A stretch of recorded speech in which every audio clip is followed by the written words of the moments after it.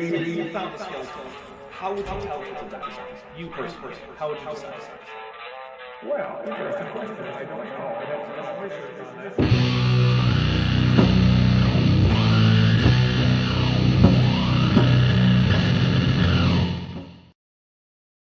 Alright, hey everybody, welcome to Dapper Reacts number 56, where no Hebraist has gone before, because, we're the first. Well, you're the first. I wouldn't consider myself a Hebraist. Yeah. I'm just taking you along for the ride, okay, Is that exactly. Look, you saw it. I was happy yesterday to have successfully read 2 words in Hebrew, one of which had a prefix.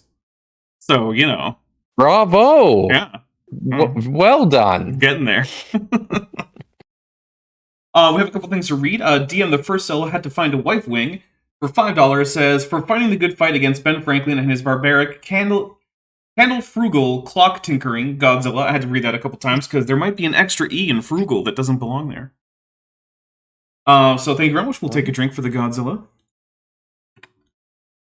And let's see, Rosalie Keller, who's been a member for 6 months. And is at the Tetrapod level, says, yay for our favorite linguist, Dapper Dinosaur. I'm not a linguist. I'm often mistaken for one. You keep saying that, man. You keep saying that. That's just because it's true. I'm not a paleontologist either. So, listen, I was on I swear, dude, I was on a Discord. No, it was a Clubhouse chat with my friend Dr. Josh, like a month back, and this loser comes on. He's like a former philosophy professor at Baylor who got fired for sexual misconduct, and he comes onto this Clubhouse chat, and he promoted himself as a linguist, and it was patently obvious from the minute he opened his mouth that he didn't have the faintest clue what he was talking about. So listen, if this guy can come on and say, "Oh, I'm a linguist, linguist," you know, I see no reason why you shouldn't just lean into it, man. I feel like the fact that someone if he can do it, if the disgraced creepy handsy guy from Baylor University can do it, then why can't the dinosaur do it? Because I'm not going to take what things I can and can't do on the basis of what things a handy fired professor from Baylor did, because that seems like a really bad principle to operate your life by. Oh, sorry. So I see. You're not operating under the same maxims as Richard Carrier or David Falk. No, I am not. Some of these other. Oh, okay. I got it. We're all good now. Okay. My unfinished journey for $2 says 2 days from now I will restart my driving career. Well, good luck. I hope that it goes well. Yes. I didn't know that you had stopped it or had it, but I'm glad that you're starting it back up. Because I don't know what everyone's job is. I've delayed restarting my driving career. Well, maybe today's the day. Maybe, We're on the eve of St. Patrick's Day. True. Yes, it is that, isn't it? It is. And I have nothing green anymore. I used to have a green, and it was my brother got me this super expensive, like, commemorative green official NHL jersey, but for like the official warm-up jersey that the team wears for St. Patrick's Day. It had a nameplate on it. It was a Calgary Flames Jerome McGinley jersey with like shamrocks on it. It was so cool. And I used to wear it all the time on St. Patrick's Day. And it's gone. It had the tie-down straps and everything, and it's gone. I worry. It feels like I say the same thing about everything that I'm missing. It feels like it's probably with my missing books as well in the basement of the University of Agder, collecting dust, where, you know, I used to store a bunch of my shit. So, all right. Now, I think this name is Renee, so if it's not, please correct me. But Renee for $2 says, you're a self-taught linguist, Dapper. So here's the thing. I am self-taught at linguistics, but I don't think I count as a linguist because Could you call yourself an autodidactic linguist? Well, here's the reason I don't do that, right? To me, to be a Linguistically autodidactic. Sure, there you go. That might work. To me, to be a linguist, you have to be currently researching something in linguistics that is actually doing new work, producing new scholarship, preparing to publish, or at least have published, and now you're not doing it anymore. So until you at least are preparing to publish something on research that you're doing, I don't really think you're a linguist. And it's the same thing I have for like scientists, right? Like, who counts as a scientist? People who do science. And what does science involve? Well, it involves things like research, experiment, preparing to publish, publishing, that kind of stuff, right? If you're not doing any of that, or you haven't in the past, I don't really consider you a scientist, even if you have a PhD in whatever scientific field it is, right? So you could have like 4 different PhDs in geology, but if you've never actually done geology research outside of just the PhD, I don't really think you're a geologist. Go get a postgrad. I respect this about you, Dapper Dinosaur. I absolutely do. So does that mean if you're writing multi-thousand word screeds on your blog every week, does that count? No, unless that blog is peer-reviewed, which I'm going to go ahead and say it's probably not. I'm waiting for the peer-reviewed blog. Yeah. Well, I mean, Answers in Genesis pretends to have a peer-reviewed blog. Their Answers Research Journal is just a blog, and they pretend it's peer-reviewed. Oh, yeah. I think Mark Agamotto is onto something here, though. Yes, Mark Agamotto 1313 Smith for $2 says, Dapper Dinosaur, you're a cunning linguist. Well, be that as it may, we are primarily here. So here's the secret, right? Despite not being a linguist, I am a big fan of linguistics and language stuff, as I think might be fairly obvious to people. And so, really, I compiled this as an excuse to bring on like language-savvy people like Kip and Vishanti and whatnot to just talk about language stuff, basing it off of whatever nonsense this guy's going to tell us about. So, you guys know the drinking rules. If you don't, you'll figure them out. If you don't want to drink, please don't. If you want to play along with something that isn't a drink, or that's not a non-alcoholic drink, coffee, tea, juice, soda, water, whatever, as long as it's, not like poison, don't drink motor oil or anything, then yeah, that's fine.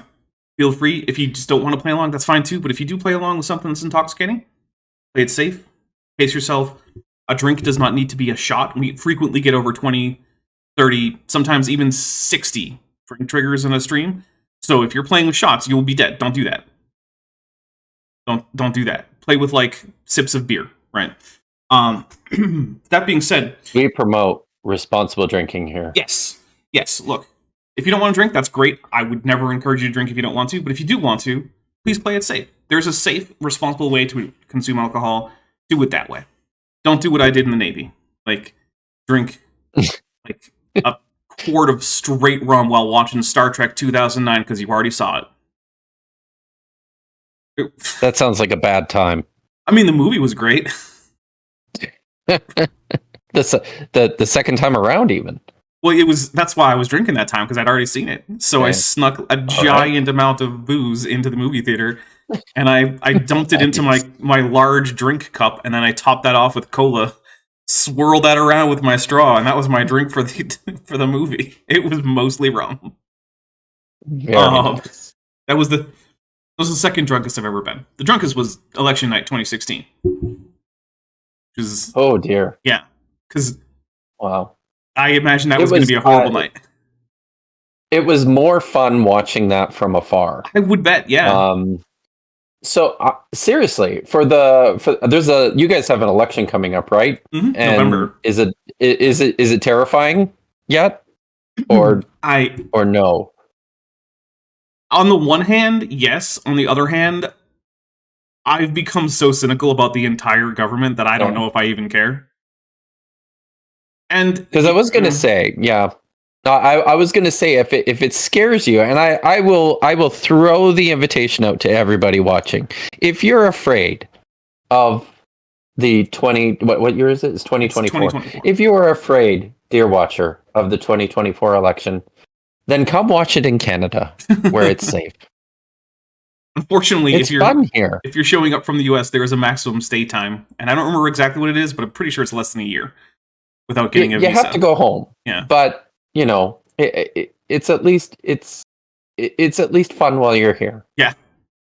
All right. Well, this guy is telling us how apparently Proto-Hebrew, which he conceives of as a language rather than just a term for an early alphabet used in the history of Hebrew, didn't use vowels, except it kind of did because his version of the Hebrew alphabet contains both inherent vowels as well as two letters that are just doesn't vowels. realize it. Yeah, he just doesn't realize it because he fundamentally doesn't know what vowels are, is the problem, right? Like, if you asked him what is a vowel, he would probably tell you, like, A, E, I, O, and U, which, spoiler alerts, those are letters. Those aren't actually vowels. They're the letters that most commonly represent vowels in English, but they're not themselves actually vowels. Vowels are a class of sounds that humans produce while speaking, and they are characterized by minimal disturbance of the airflow with your vocal apparatus, right? So you only minimally have any kind of friction or air stoppage or anything like that with a vowel. Consonants are those sounds that are used in speech that have significant amounts of restriction of airflow in various ways. So, and you might notice that where's the line? And that's the fun thing. There isn't one, actually. So We don't like lines. yeah, like in many parts of, human behavior, it's a continuum problem, right? We have some sounds that are definitely consonants, like T sound, like the T sound. Yeah. We have other sounds that are definitely vowels, like ah. But then we have other sounds that are like is that a W sound or is it a really restricted U sound? Who cares?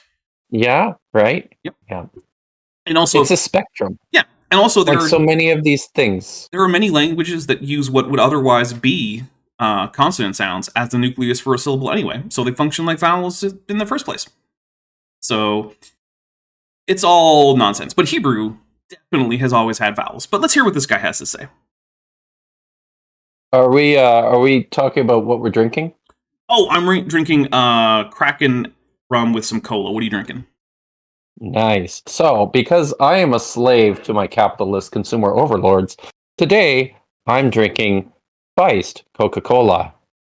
We saw an advertisement for it while we were watching something, and my wife bought a case. And it's not very good.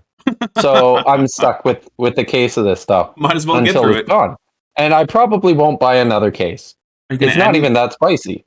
Are you going to add anything to it? I'm not adding anything to it today because I have to add a trailer wiring harness to my car today, and I want to be at my best. Yeah, got to get that fine motor's dexterity going. Yeah. All right, well here we go. That's right. In shorthand writing, to omit the vowels is odd. All right, so let's read this real quick because this is where he is. Vowels could be reconstructed in Indo-European-based languages even easier than in Hebrew because of the excessiveness of those languages, by which they just mean vowels are relatively hard to predict in those languages if you don't write them down, that's all that really means. Yet written languages beyond the Egyptian and West Semitic differentiate vowels even in shorthand writing. Right? Yeah, okay.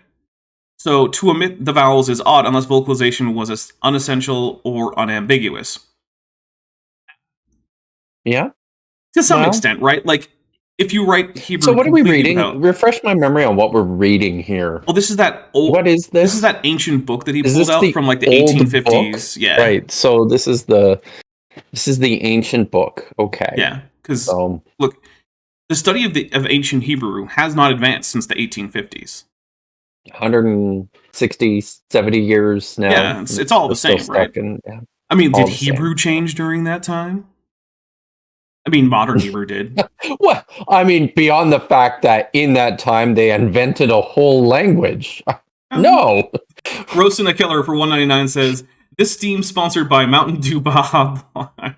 Oh, it's about a stream. Yeah, this stream is sponsored by Mountain Dew Baja Blast. I kind of like Baja Blast. I'm going to drink to that. All right. Here we go. I don't think we got it. So let's see. Yet written languages, yeah, okay, got that. To omit vowels is odd, yeah, okay. So now we know where he is. Unless vocalization was unessential or ambiguous. What does the word ambiguous mean? It doesn't matter because that word is unambiguous. Isn't it? Yeah, it's. That's like an entirely different word. The weird thing is, I feel it is. It's like the opposite word.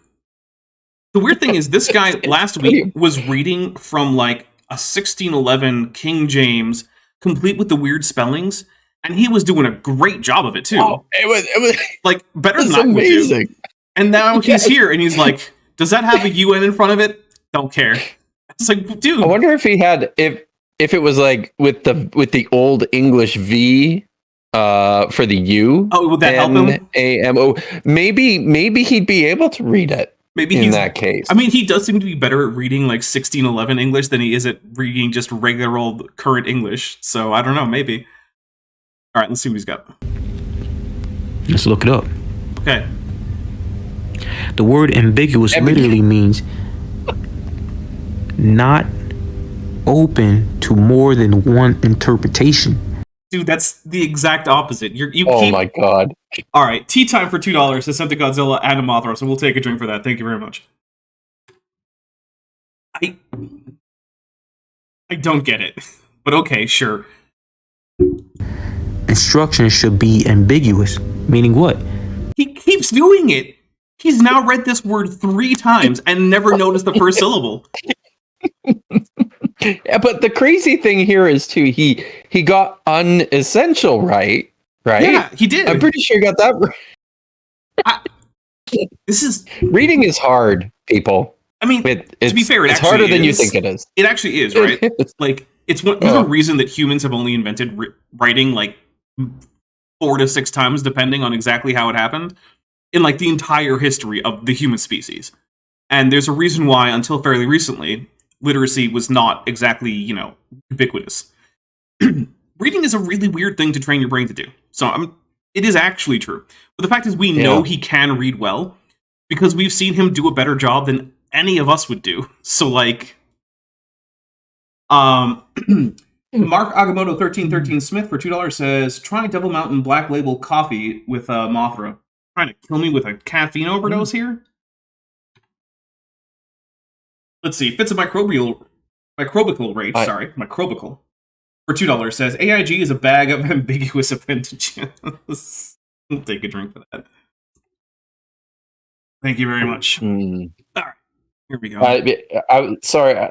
I was just. I just want to throw this out there for your viewers. Just because you're the creative lot you are.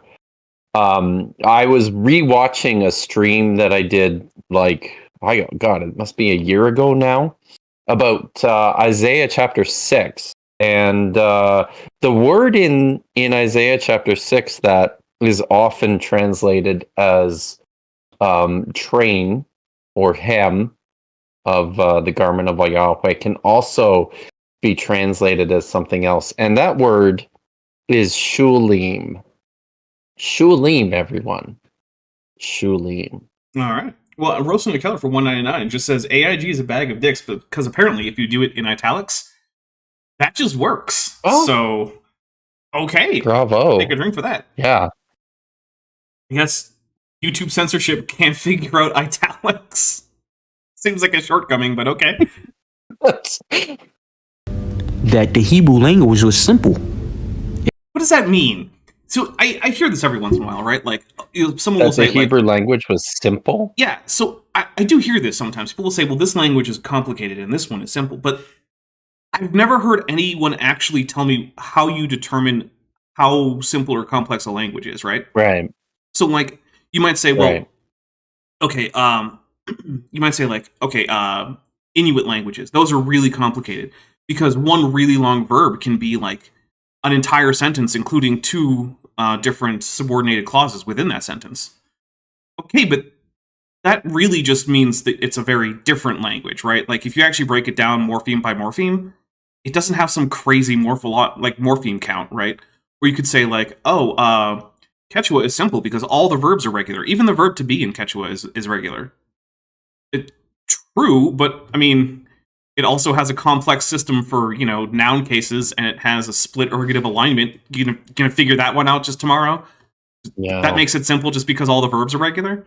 So I don't know what it means when people say this language is complicated and this one is simple, except that the only like thread that I can find that unites all those statements that I've heard is when people say complex, what they actually mean is complex in ways that my native language is simple. Right. And it is simple in ways that my native language is complex. So basically, it's just a measurement of how different it is. Yeah, no, and I think I have a tendency to think in those terms about Hebrew as well. Is like the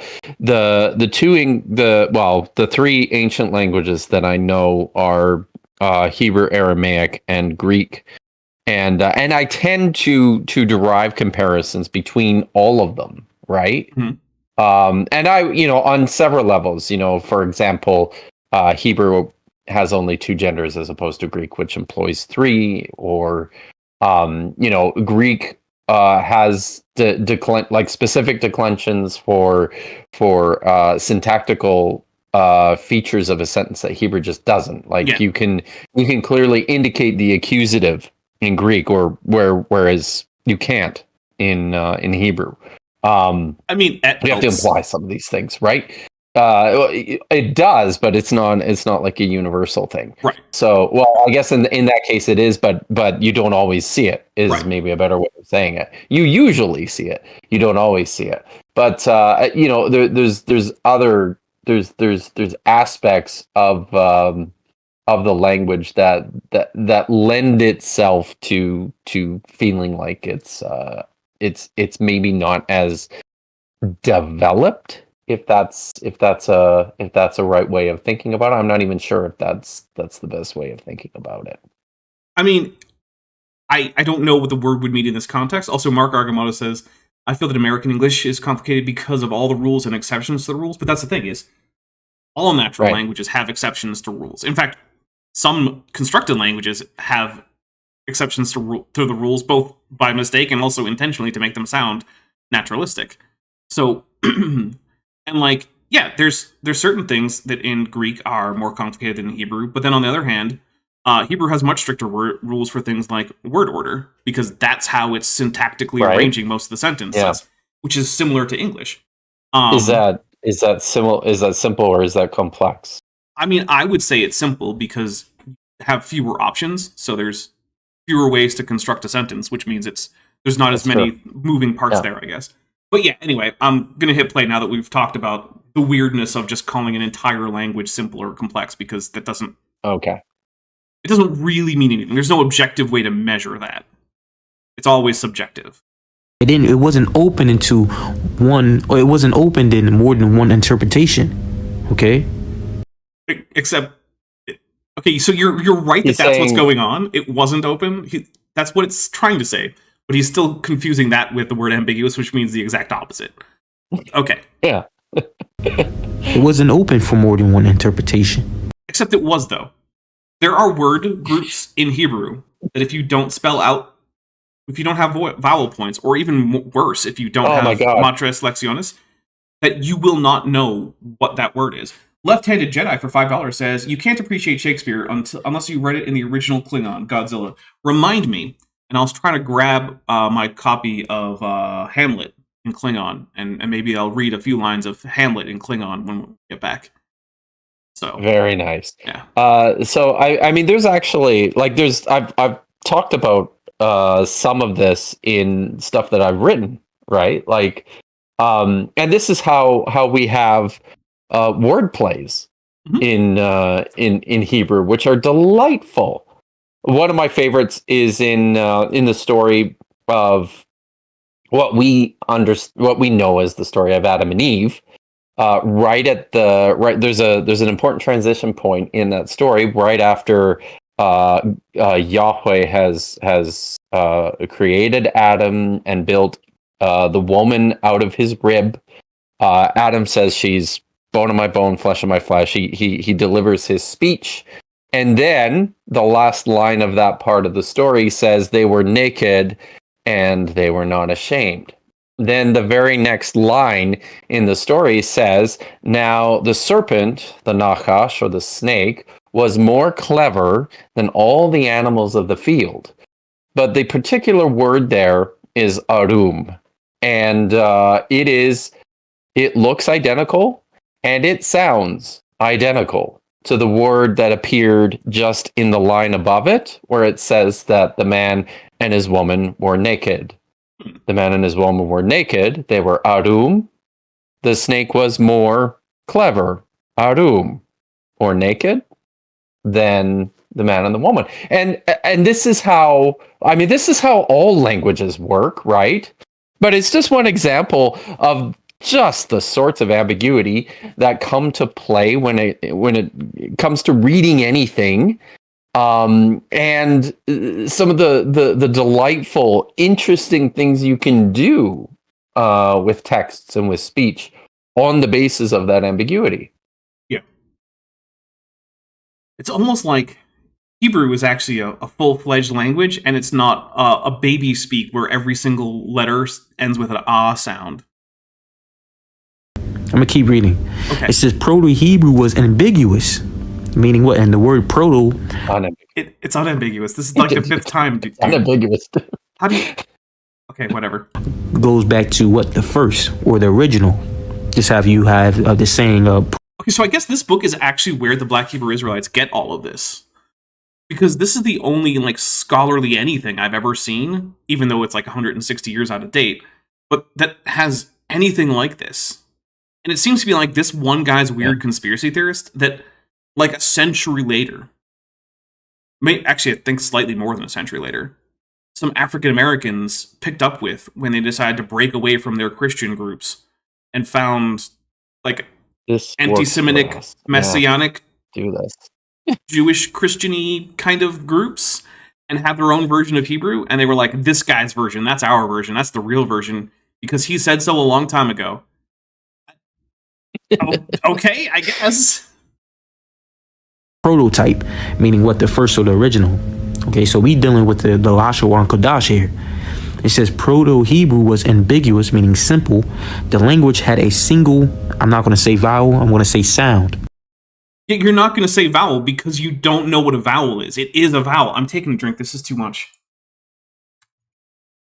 See, even while he's reading this, which as far as I can tell, must be the origin of this entire weird conspiracy theory. Because that's what this is, right? It's a conspiracy theory. But he's not even willing to let it stand on its own terms. He's like, well, isn't really a vowel. Yes, it is absolutely a vowel, dude. You just don't know what those are. You fundamentally don't understand. He thinks of vowel. I might have raised this question the last time, but I really wonder what he thinks a vowel is. Oh, he thinks it's the graphical representation of the sound. That's it. It's just the That's the only thing that can make sense of this. That's wild, eh? Yeah. Like, he thinks that consonants are the letters. Vowels are the letters or the diacritical mark. Vowels are the letters or the diacritical marks. That's the only thing that can make sense of this, is that that's actually what he thinks. So look, right, when we're talking about language and spelling and whatnot, we often, as a shorthand, will say things like, okay, this is a consonant, it's the O, this, and we'll point to A is a vowel, T is a consonant. Technically, those things aren't true, right? But as a shorthand, it's nice. But really, when you start looking into, like, learning a new language, you should be able to grow out of that sort of naive way of looking at how writing works, right? You should be able to conceptualize the difference between a sound and its graphical representation, and the fact that sometimes there are graphical representations that don't correspond to an actual sound in the form of things like silent letters, or there are sounds that occur that don't actually have a graphical representation, but they still exist, and you still need to use them. So, I guess this guy just never got out of, like, 4th grade level understanding of how writing works. Right. Had a single sound, okay? A, which later evolved into other vowels according to the syntactical accent. Okay, so one thing I want to point out is that's almost impossible. So there's this thing called historical linguistics, right? And it tracks how languages change through time. And it is true that sounds that were once a single phoneme can split into multiple phonemes. So you can have a single vowel which splits into multiple vowels. However, there are conditions on when this can happen. So first, it can only happen if the sound itself has multiple versions, right? It's a polyphonic sound, if you will, or it has allophones. So allophones are just different realizations of what's considered to be the same sound by speakers of the language in different contexts. So for instance, if you have the English word pop, the first P in pop, P-O-P, is pronounced with a little puff of air. If you put your hand over your mouth and you say pop, you'll notice that there's a stronger puff of air for the first P than the second one. That's because the first P is actually not the same. It's aspirated. In English, where unvoiced stops that come before a vowel are aspirated. That's just how they work. If there's no vowel after it, then they're not aspirated. And it's nearly impossible to train English speakers out of doing this so that they can speak correctly in languages that actually use aspiration phonemically. So the difference isn't voicing or unvoicing, it's actually aspiration or not. Yeah, English speakers are terrible at learning those languages because it's very hard for them to not do it because they don't even notice the difference. That's because those are allophones of each other. Vowels can also have allophones, right? In some contexts, maybe a vowel is nasalized, but that's not considered phonemic. It's just because it's near a nasal sound. Or in other cases, maybe it's more or less lax because of what other sounds are around it. So when you have that situation... Yeah, go. Sorry. It's okay. When you have that situation... You finish. You're in the middle of a thing. If something about the context drops out, now the only difference between two words might be the difference that was once allophonic and is now becoming phonemic. So for instance, in French, there's a lot of nasalized vowels. But originally, they were only nasalized because of the presence of a nearby nasal sound. But when those nasal sounds started dropping out, suddenly what was once just the nasalized version of the same sound became phonemic, and now it's actually important to spoken French whether or not you nasalize that sound, because it could be the difference between two different words. It's not very often the case, but it can be the case. And so, in order to get one vowel in Hebrew, to differentiate into how many vowels are written down in the Nikud, isn't it? It's a lot. It's in the Nikud? Yeah. It's probably like 10 or 11 10, individual 12, sounds. Yeah, something like that. You would have to reliably have a way to get that many allophonic variations out of that one sound in all of these different contexts, have it be grammatically significant somehow, which grammar does not normally affect sound changes. Word boundaries and syllable boundaries do, but grammar usually does not care, and sound changes vice versa. Those are usually separate things. And then over the course of that time, you would have to have then the things that were creating the allophonic differentiation drop out to create a phonemic distinction, all without ever actually affecting the core consonantal text. None of that is even remotely plausible. It's virtually impossible. Sean, who's been a member for 10 months and is at the eminent level, says, Dapper, I'm not a linguist. Also, Dapper goes into great detail about phoneme construction in different languages. Yeah? I think you missed one, too. Oh, did I? From Rosina Keller. Oh, Rosina Keller, yeah, for 199. User does not start with a vowel. Yeah, it starts with a semivowel. Right. Yeah, sorry about that, Rosina Keller. I didn't mean to miss that.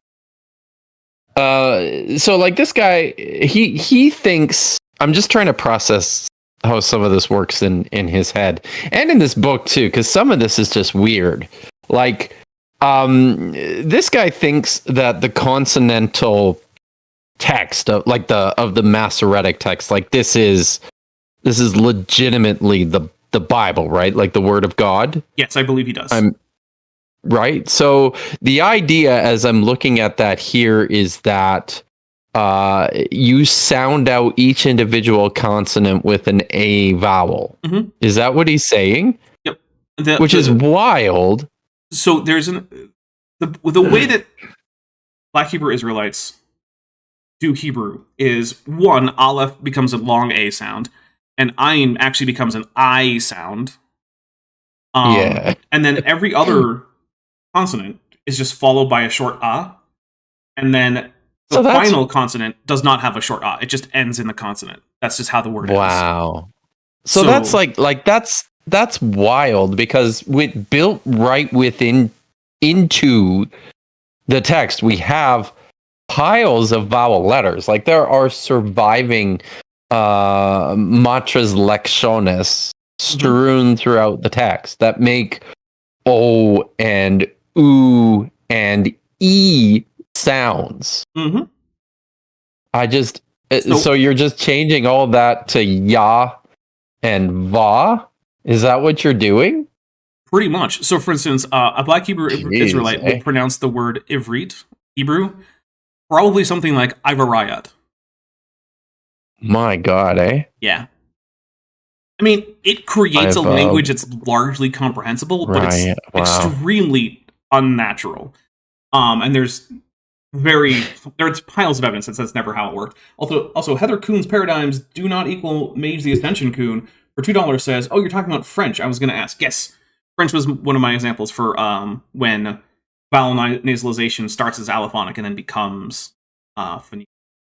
So, even though that phonemic distinction is not well represented in French orthography, which is another one of those examples where, hey, you shouldn't mix up letters with sounds because they are not identical things, even in alphabets. True. All right, here we go. Differentiation of vowels runs exactly along morphological differentiation. That lost me, and I get it. Not all of these words are, words that just roll off the tongue. So let me double check. Differentiation of vowels runs exactly along morphological differentiation. Okay, so what he's trying to say is that the actual shape of the words, the sequence of the letters, and because it said syntactical accent, the grammatical form of the words is going to change which vowels come into the word. And the thing is, that's technically right, but it starts that way. We don't have a stratum of Hebrew before that's the case. And we know that because, like I've said many times, we have transliterations of Hebrew or Ugaritic and other Canaanite languages into languages that did represent vowels. And we know that they didn't all have the same vowel quality for that reason. Correct. And further, if you take a look at the historical linguistics, when you reconstruct, say, Proto-West Semitic, it comes out as having 6 vowel qualities and 2 vowel lengths. 3 vowel qualities and 2 vowel lengths, for a total of 6 vowel phonemes, right? Now, Hebrew is weird among West Semitic languages for having, 10 or 11 different vowel sounds. That's a lot for a Semitic language. But that is a reasonable amount of addition of vowels as a result of things like, allophony turning into phonemic differences as the language develops, probably before it was ever written down. Whereas you also get things like Arabic, which is notoriously phonetically conservative and retains the exact likely vowels of Proto-Semitic. Arabic's weird that way. It's just we could change sounds, but what if we just didn't? It was okay. And then it's okay, but we're going to drop the letter P. No P. Only B. Okay, sure. That's the biggest difference between Proto-Semitic phonetics and Arabic phonetics is Proto-Semitic had a P sound. Modern Hebrew or modern Arabic was just nah, we don't need it. B only. Okay. Heather Kuhn's paradigms do not equal Mage the Ascension Kuhn for $5 says, I was also thinking the difference between aspirated and unaspirated H, which is a thing in French. Yes, that too.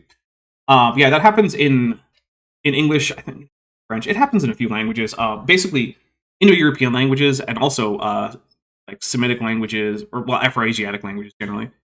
They tend to very heavily favor voicing as the thing that differentiates two sounds, which is not the case everywhere. For instance, I remember I was once asked whether the first letter in kimchi was a G or a K by someone, and I didn't know how to answer.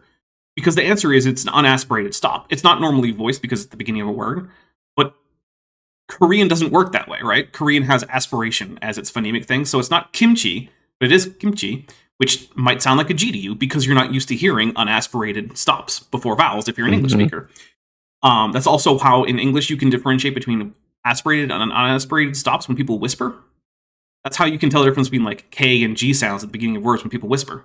Because of that allophony that still occurs when you're purposefully devoicing everything. Mark Agamotto 1313 Smith for $2 says, no P, that can't be healthy. Well, look into what Muhammad recommended as a remedy for heat stress, because it was camel urine. And in fact, the World Health Organization has had to occasionally release statements like, hey, don't drink camel urine. Don't do that. Don't do it. It's bad for you. It's bad. Yeah, don't do that. So Rosina Keller said that she aspirated on French onion soup once. That sounds painful. All right, I know, right? It says the creators of Proto-Hebrew used the... Which isn't a thing. There's no Hebrew Mm-hmm. is not a constructed language. I'm going to take a drink for this, right? Hebrew is a language just like English or French or Sanskrit. It didn't have, no one sat down and was like, I'm going to invent a language called Hebrew today. Right? Sure, that happened with Esperanto or Klingon or Dothraki. Actually wondering when that might have even started. The first invented language. So Hildegard of Bingen might be one of our first instances of someone attempting to create a language. There have also been some ciphers in early Muslim history from like primarily Arabs who created like it's not clear if it was just a relaxification of Arabic or if it was actually a language. So it's a little ambiguous. One of our first people who's intentionally doing it just to create a new language and not trying to pretend that it was actually a real language that he discovered. Tolkien is actually one of the first ones. But we do have earlier examples of people constructing languages, but it was for weird reasons. Often it was like, this is actually a language that was revealed to me by the angels, and this is the language of heaven. And so now I write down this language. That was largely what Hildegard was doing. Roasting McKellar for 1999, thank you very much, says, this stream is also sponsored by 24 can pack of really bad Vienna sausage. Vienna sausage. You know what, I'm going to take a drink. All right, so let's hear about Sanskrit. That'll be fun. Vowel only to pronounce consonants. Okay? So there was no vowels, there was only consonants. No, that's exactly not what he's saying. But okay. It says those scholars understood that short intermediate sound would not do. Is convenient, okay? Sounds unpleasant, right? I'm gonna skip down one paragraph right here. This is the one I wanted, where it says Sanskrit. Okay, good. Get him read it. Get on with it, buddy. Come on, you can do this. All right. You're right there. So it says, right, Sanskrit vocalizes each consonant with a. Yes. Okay. Without specifically marking the sound Hebrew. Okay, but that's the thing. Sanskrit doesn't do that. What happens is the Abugida, which is a different kind of writing system from Hebrew, which is an abjad, carries with it an inherent vowel. And then it has a system of diacritics that can be added to that character that changes the inherent vowel. And those diacritics are in our earliest Sanskrit texts. Sanskrit did not work this way that he thinks Hebrew works, because no language ever has. The Sanskrit alphabet is specifically an abugida because it's not an alphabet. It's not an abjad, which is like an alphabet that just doesn't tend to write vowels. It's not a system of like ideographs like Chinese, right? This is specifically a kind of language system that was, writing system, largely invented in India. I don't know of any place that did not get an abugida ultimately from Sanskrit, from like the Devanagari abugida, things like that. So the way this works is, yes, every consonant has a inherent vowel, but then the diacritics modify it. Now, if you look at, say, modern Hindi, the diacritics have become such an essential part of the letter, and they were connected to the letter with various ligatures and whatnot, that when you look at modern text, they really don't seem like they're diacritics anymore. They just look like they're different letters, which means that right now Devanagari functions more like a syllabary than it does like an abugida, which, fair enough. But a syllabary is also not the same thing as an alphabet. A syllabary is where you have one character per syllable. Okay, that's yet a different kind of writing system, and still not the one that Hebrew uses, or has ever used. So this saying Hebrew is basically an abugida is quite the stretch, or the Hebrew script. Likewise, need not mark vowels. The only existing vowel was A, was presumed for every consonant. But that's not true, though. Sanskrit has always had diacritics that modify the inherent vowel to a different vowel. That's just a fundamental misunderstanding of how the Sanskrit writing system works, right? I don't want to just keep saying abugida. It's a weird word. Yeah, so this is, whoever this guy was in 18 whatever, clearly didn't understand Sanskrit, which is not super surprising. DM, the first cell had to find a wife wing for $2, says, super chat check. It seems to have worked. So, good job. Excellent. All right, here we Good go. work, everyone. We did it. It says when writing. Now this right here, this Hebrew was modern Hebrew. Okay, but that letter right there is equivalent to a K. So it says what? When writing. Actually, when I first saw this, I thought for a second it was like the International Phonetic Alphabet symbol for aw. Right. And then I was like, oh, no, it's the Hebrew letter. Okay, I got it. Because in case you're wondering, aw kind of looks like a backwards C, which is also what that letter looks like. So it's fine. I'm going to say K. The Hebrews actually meant ka. Now, where is ka found? Okay, where's ka found? Let's go back to the Hebrew. Ka is found right here. Ka. Top left-hand corner. Ka.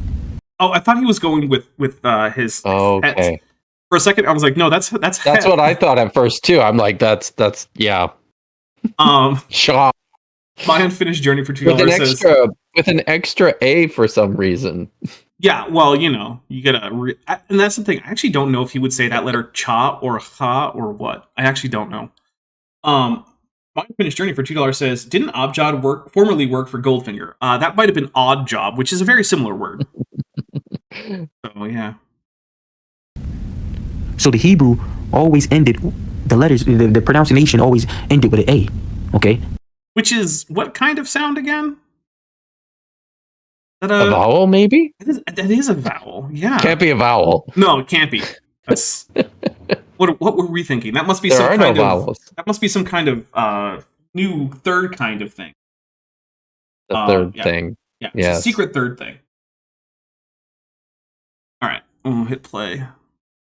That's why I'm going to say it again. Beginning with the first letter of the alphabet, you had a, ba, ending with a, ga, da, ha, wa, za, You're gonna go ha, through the whole ta, thing? ya, ka. You see? And that's the Hebrew. That's the Proto or the first Hebrew. Okay? That's the Lashawan Kadash. That's the language that our forefathers spake. And See what I mean? The Lashawan Kadash. He's trying to say the holy language or the holy tongue. Oh my god. Yeah. The Lashawan Kadash. Yeah. Wow. Oh, also, Roasting the Killer, it says for $1.99 in bold, AIG is a bag of dicks. So we'll take a drink for that. Thank you very much. Vadim Slomovsky makes an important point here that in the Kanukian language, every word ends with an A. A? That's true. I've heard that. Yeah. It's a very strange dialect of English, but it is dialect of English. We recognize when we're in the presence of foreigners and are able to, turn it off pretty easily. Yeah, you code switch into like Americanese. Yeah. Okay. It slips in every now and then, though. Yeah. Also, I do notice that he's going with the W value for Vav, which is fine by me. Vav. Yeah. I mean, there are Sure. still communities where that's the standard pronunciation for that letter. So, but it does raise an interesting point, though, because I'm assuming he also is under the impression that every single letter just has a hard sperontized sound, right? Whereas, like, the Masoretes had to add not just vowels, like vowel pointing. Mothra. Oh, Mothra. That's a lot of Mothra. Yeah, she's done for now. So the Masoretes didn't just add the vowel points underneath the letters. They also included a point called a dogesh. Yes, that you added to certain letters in certain instances if you're hardening the sound of the letter. Yeah, so, he's going with for all example, hard sounds. It's all hard. For example, the tav, the last letter of the Hebrew alphabet, is usually pronounced with a hard T sound, t, but in certain instances can be softened to a th, right? Same with like the letter bet, which usually has like a b sound, but can be softened to a v sound. And theoretically, they had softer pronunciations for all of these letters that we just don't know anymore. Well, also confusing, sometimes the dogesh is actually just a gemination mark, which is always annoying. Yes. It's like, dude, you could have come up with a different symbol for gemination than for just using the stop versus the fricative version of the sound. just so and so people are aware. Like what Dapper's getting at is that in Hebrew, where certain letters will double up, quite often within the text, it just assimilates those letters. The sound itself was assimilated just because of the ease of vocalization, and they'll represent that. Yeah, I realized I used the word gemination and didn't bother to define that. Yeah. Sorry. I'm still not a linguist. Okay. Promise. But yes, it is rather confusingly basically the same mark for the strong versus the gemination. And this is like, it is. Thanks, Master. That's I think super helpful. Yeah. Could have, like, you showed like with all your vowel marks, you show that you can make different shapes. Just make, like, I don't know, the strengthening dot, I guess, just like a dot, and then just use a little T like you do for the vowels, like in the middle of the letter, and that can be gemination. No. Okay. Cool. They could have invented emojis, and that would have been fun. And gone with that. That would have been much better. This is a smiley face, bah. This is a poop emoji, bah. And in Mount Sinai, in the wilderness, this is what the Hebrew that the prophet spoke. It's not that. This is not the Hebrew that anyone ever spoke, but okay. Our King David spoke, Nobody man. ever. All right? So, you can't make this up, man. Modern day Hebrew's false. Except that you are making this up. You're doing it now. This has already been made up. My goodness. You can't make this up, except for, that guy in the 1850s or whatever, 60s maybe, I don't remember, who did in fact make it up. And the thing is, like, you can make up much more complicated languages if you want to. Languages aren't actually that hard of a thing to make up if you want to, right?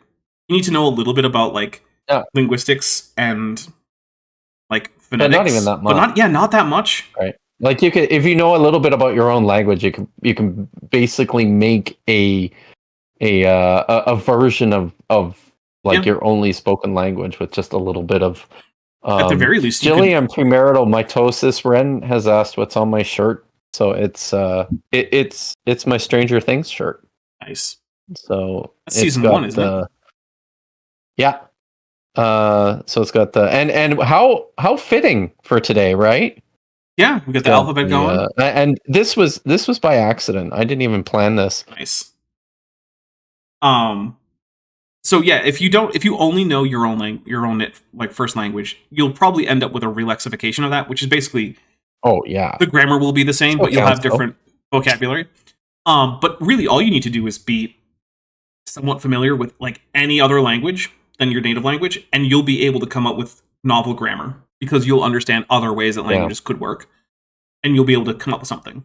So yeah, like that's why those people in history, even before really constructing languages was much of a thing, they were still able to do things like this, right? Like Hildegard of Bingen, she knew Latin and she knew her native, I want to say German? I'm not actually really sure. But yeah, she knew more than one language. So yeah, when she was making up her lingua ignota, she could come up with grammatical categories. You Little Rascal, for 200 Argentinian pesos, says, it's so sad this guy doesn't know what a vowel is, because I keep imagining the burning bush talking to Moses like, tell them, sent you. Yeah. Well, yeah. Yeah, that would. That's definitely how it would work. This made me laugh. This made me laugh because I was talking about my my Stranger Things shirt, and Kadeen Slinker KPG supervisor said to Dr. Tapioca Weasel that they've seen Stranger Things, but I just now realized they weren't talking about the show. Oh yeah, was it Glossolalia among evangelicals or something? Yeah. Here's a fun thing. So the concept of speaking in tongues, the more technical term is glossolalia. And an interesting thing about glossolalia is that, as far as I can tell, no one has ever been observed using sounds or even the whole syllables that do not follow the phonotactic and phonetic rules of a language with which they are very familiar. So if you hear someone speaking in tongues who's a native English speaker, all of the syllables will be valid English syllables according to the rules of English phonotactics and phonetics. Whereas if it's a native German speaker, the same will be true, except it'll be German, and so on and so forth. Which says to me that you are, in fact, not getting this from anywhere else. You are, in fact, making it up spontaneously on the spot, unconsciously, I'll grant you. But because of that, when you reach back into your brain to pull up languagey things, you go right to your native language, and that's what pops out. Didn't have the forefathers didn't have vowel points. They didn't have vowel letter systems, man. Well, it is true that those are things that were invented at some point. That is true. But I'll take a drink because, remember, orthography is not the same thing as spoken language. Heck, try spelling Tibetan. It's basically impossible because Tibetan hasn't had a spelling reform since they got their writing system. So all the spellings in Tibetan are like 1,500 plus years out of date. It's basically impossible. The scripture says that the research that we did said what? That the Proto-Hebrew. The research, by which he means reading some dusty old book that was wrong when it was published, as far as I can tell. The Lashon HaKodash was ambiguous. It wasn't open to more than one interpretation, so there was no need of vowels. Okay? It wasn't no need of vowels. No need of vowels, because... Oh, wow. No need of vowels, except That's for wild. Every letter having a vowel coming after it, and having 2 vowel letters in there anyway, because what's ayin and aleph doing, if not making vowels, according to you? I don't know. Goodness, this is just a disaster. All right, so I'm gonna close out with this scripture right here. Oh, okay. Let's hear it. We got a scripture and also a lot of bumping the mic. I should start doing my shows like this. Yeah, that's how I'm going to start doing everything. I'll do one of these too. You know, here yours sounds like a ukulele. This book is Zephaniah chapter 3. Sounds like you're just banging a ukulele. Really? I used a finger to flick the pop guard, and the pop guard is connected to the boom with a little like flexible wire thing. That's why it sounds like it all makes sense now that you mention it. But you know, in my head, I'm thinking ukulele. No, not a ukulele. We'll leave that to Carrier. We'll leave that to Carrier and Friends, the ukulele. 9. Yes. For then will I turn to the people a pure language, that they may call upon the name of the Lord to serve him with one consent. And that pure language is the Hebrew. One consonant. That's what I thought he was going to do, and I'm so happy he didn't, because I was looking at that, and I'm like, I can feel like my chest tensing up for him to say with one consonant, and I'm like, oh god, please don't. Please don't. And then he didn't, and thank you so much, that guy. Oh, I was so ready for it. Way to go, buddy. Lashon Kodash, not modern day. He can read. Okay, the pure language is the Lashon Kodash. The reason why it's pure is because it's ambiguous. It's not open in more than one interpretation. He keeps doing it. It's ambiguous. It's ambiguous. It's not open to one. I'm taking a drink. Oh my goodness. Interpretation. It's simple, man. It's simple. And that's the language that the Lord was going to turn back into us in the last days, man. All right, so Lord willing with that, I hope you brothers out there was edified. I don't know. I guess I was edified in the sense that now I know. I've been edified, everyone. Well, I've been edified in that I now have a good idea where this entire nonsense actually comes from, and it's that one book.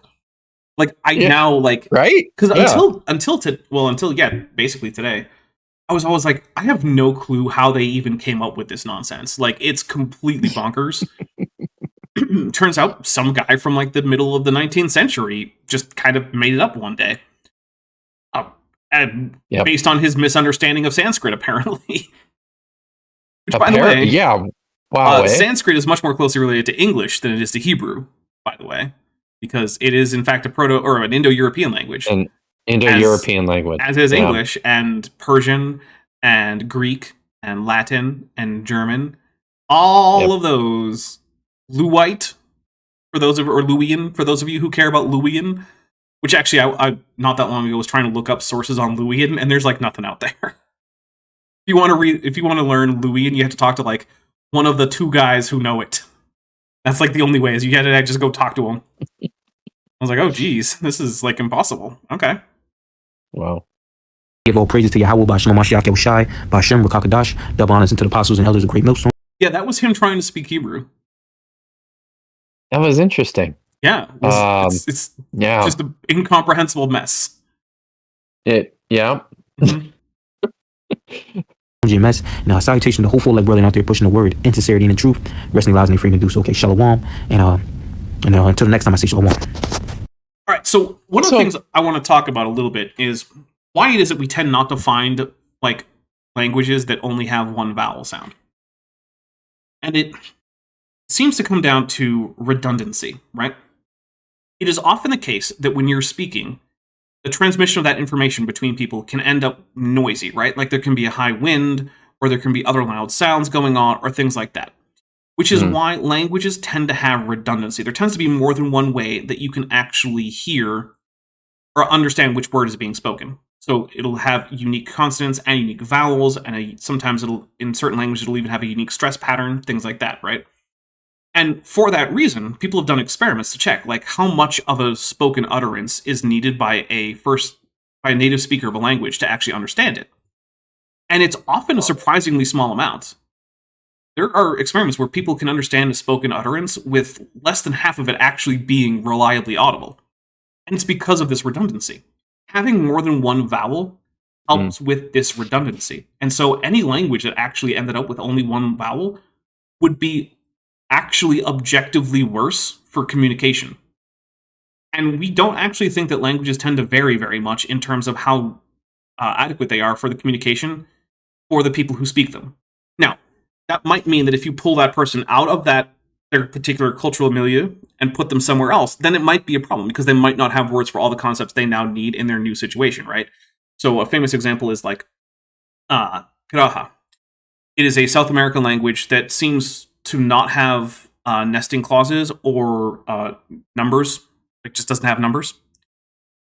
And that someone who speaks that as their native language would probably have a tough time, like, getting a job in a factory where you have to do things like show up when the clock says a certain time and, produce certain things at certain quantities and things like that, right? Like, that person is going to have a hard time with that.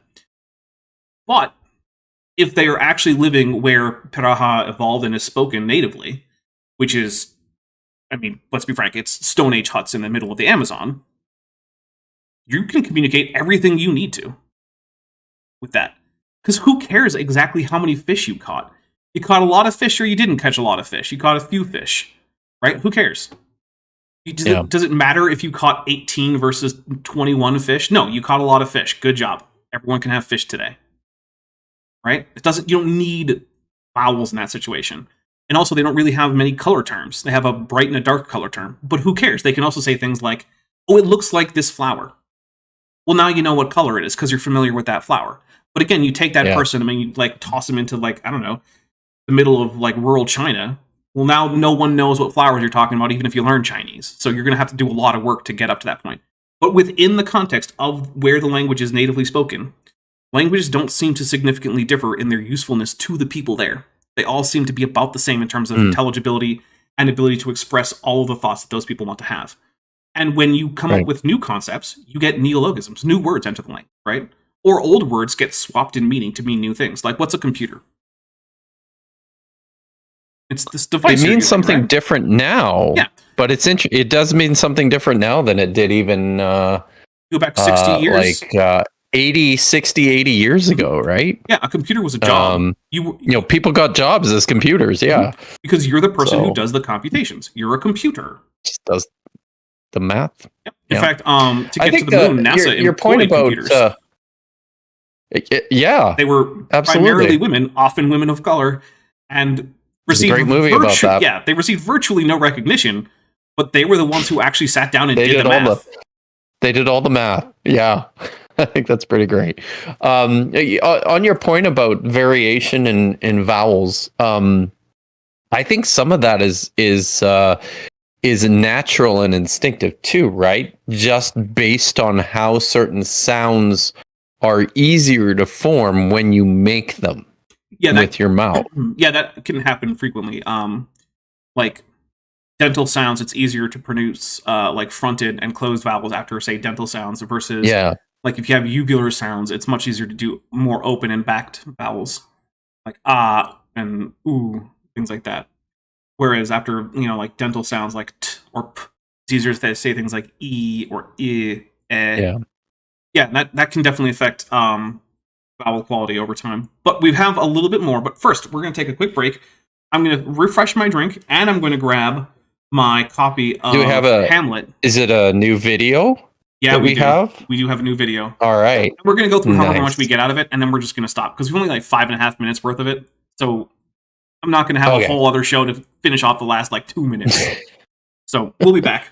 In the meantime, please, everyone, enjoy the musical stylings of one Beethoven, and also maybe commercials. Because, I got bills to pay. That's it. See you in a few minutes, everybody. Okay, we're up. Yeah.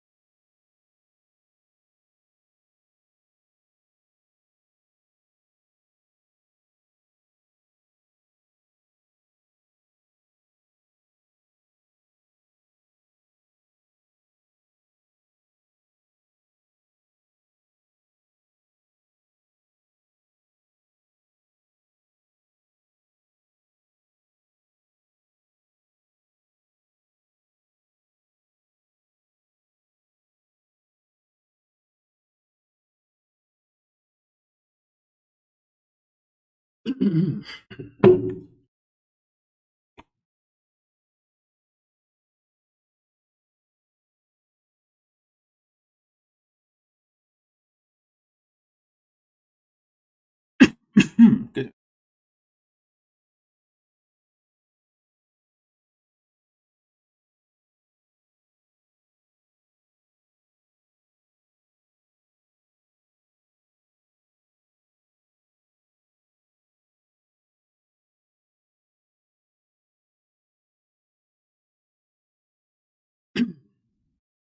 Hello.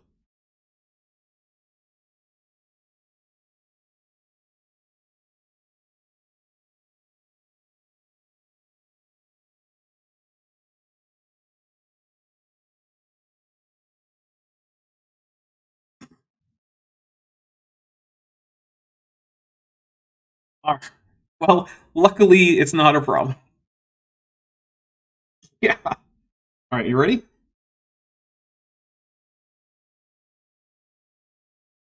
All right. Hello, everybody. I am. I am also back. Oh, apparently I didn't entirely mute myself. That's all right. Hot mic. It's okay. It happens. But we're taking a drink for Dapper's a professional, though. Okay. They couldn't hear you, though. Oh, good.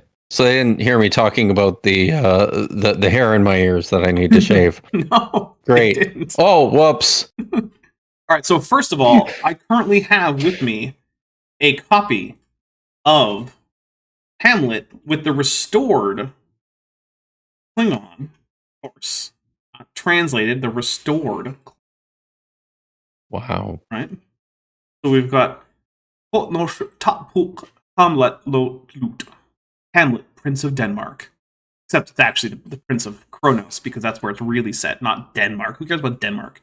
Right. Okay. Right. And it starts with Bernardo saying, Tol Iv, to which Francisco says, Ho, Jicheang, Yitarchoch Edge Yengu to which, of course, Bernardo responds, Ach, Judge, what? And then, let's see. Then Francisco says, Bernardo, and he says, Jichbej, yeah, it's me. And it keeps going on like that for an entire book worth of stuff. I'm not going to read the whole thing because it's an entire play. A long one, too, so I'm not going to read all of it here. But yeah. It's pretty long. Here we go. My Roasting a Keller for 199. favorite. Dapper is my favorite linguist VTuber. I I will accept the VTuber, even though I don't really think I'm doing exactly the same thing as most VTubers. That's okay. Remember, I'm everyone. a linguist. What did I say? Linguistic autodidact. Yes. VTuber. Yeah.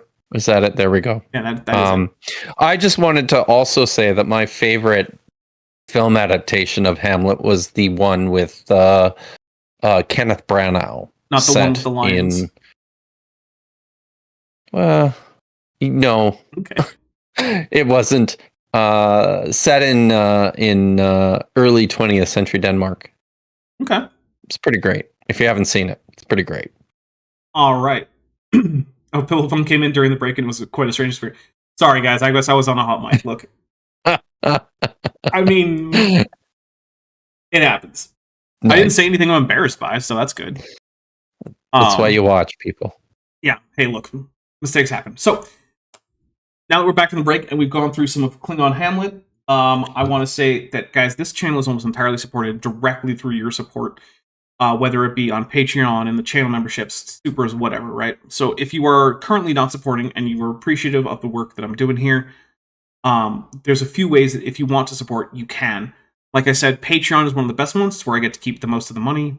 That starts at only $1 a week, or sorry, a month, not week. Month, you can get a 15% discount.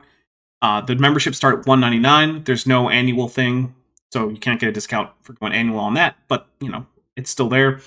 Either way, you get early access to videos. I have about 6 months worth of early access videos. I put out 3 videos this week into early access. 3. I only release them once a week to the public. So if you're a channel member or a patron, you could see 3. You got to see 3 new Dapper Dinosaur videos this week alone. So I'm trying to make it a good deal. So let's see.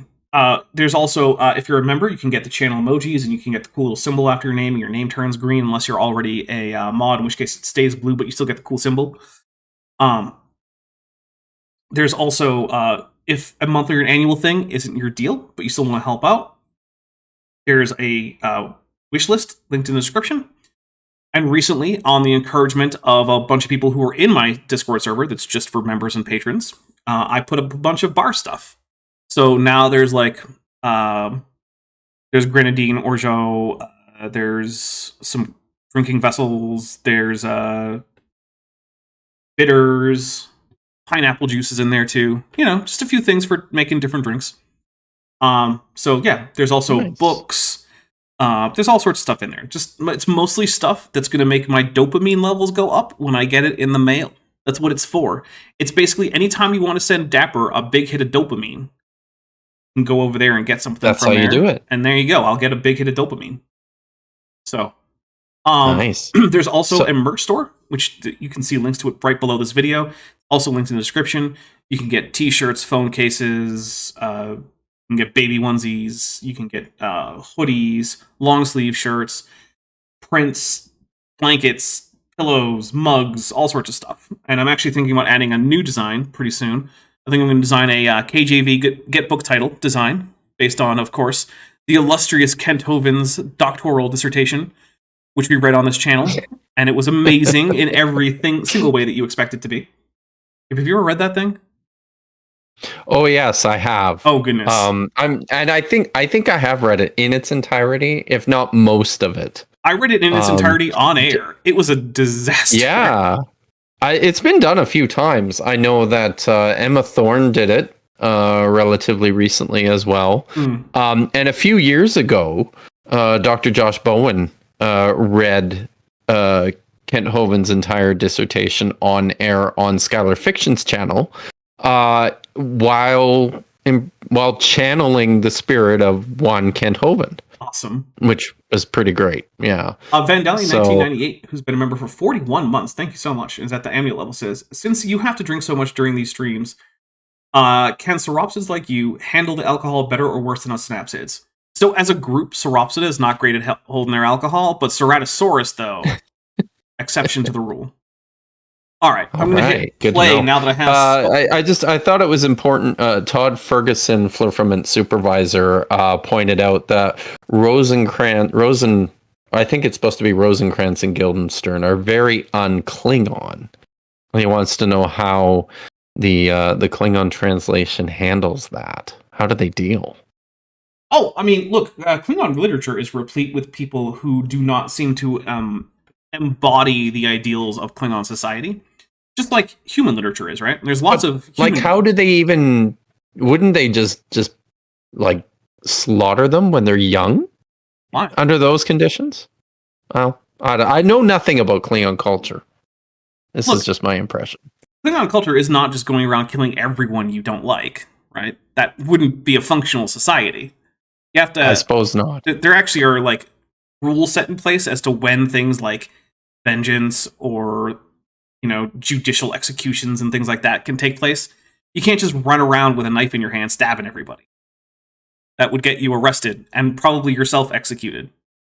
How about a bat'leth? Could you run around with a bat'leth and stab everyone? No, that's also not okay. Oh, okay, all right. Yeah, no, like murder is a thing in Klingon society. That's not okay. They have a wider range of times when it is acceptable to kill another Klingon than humans do for, killing humans in most human societies. But it's not just everyone all the time can kill anyone. That's not how it works.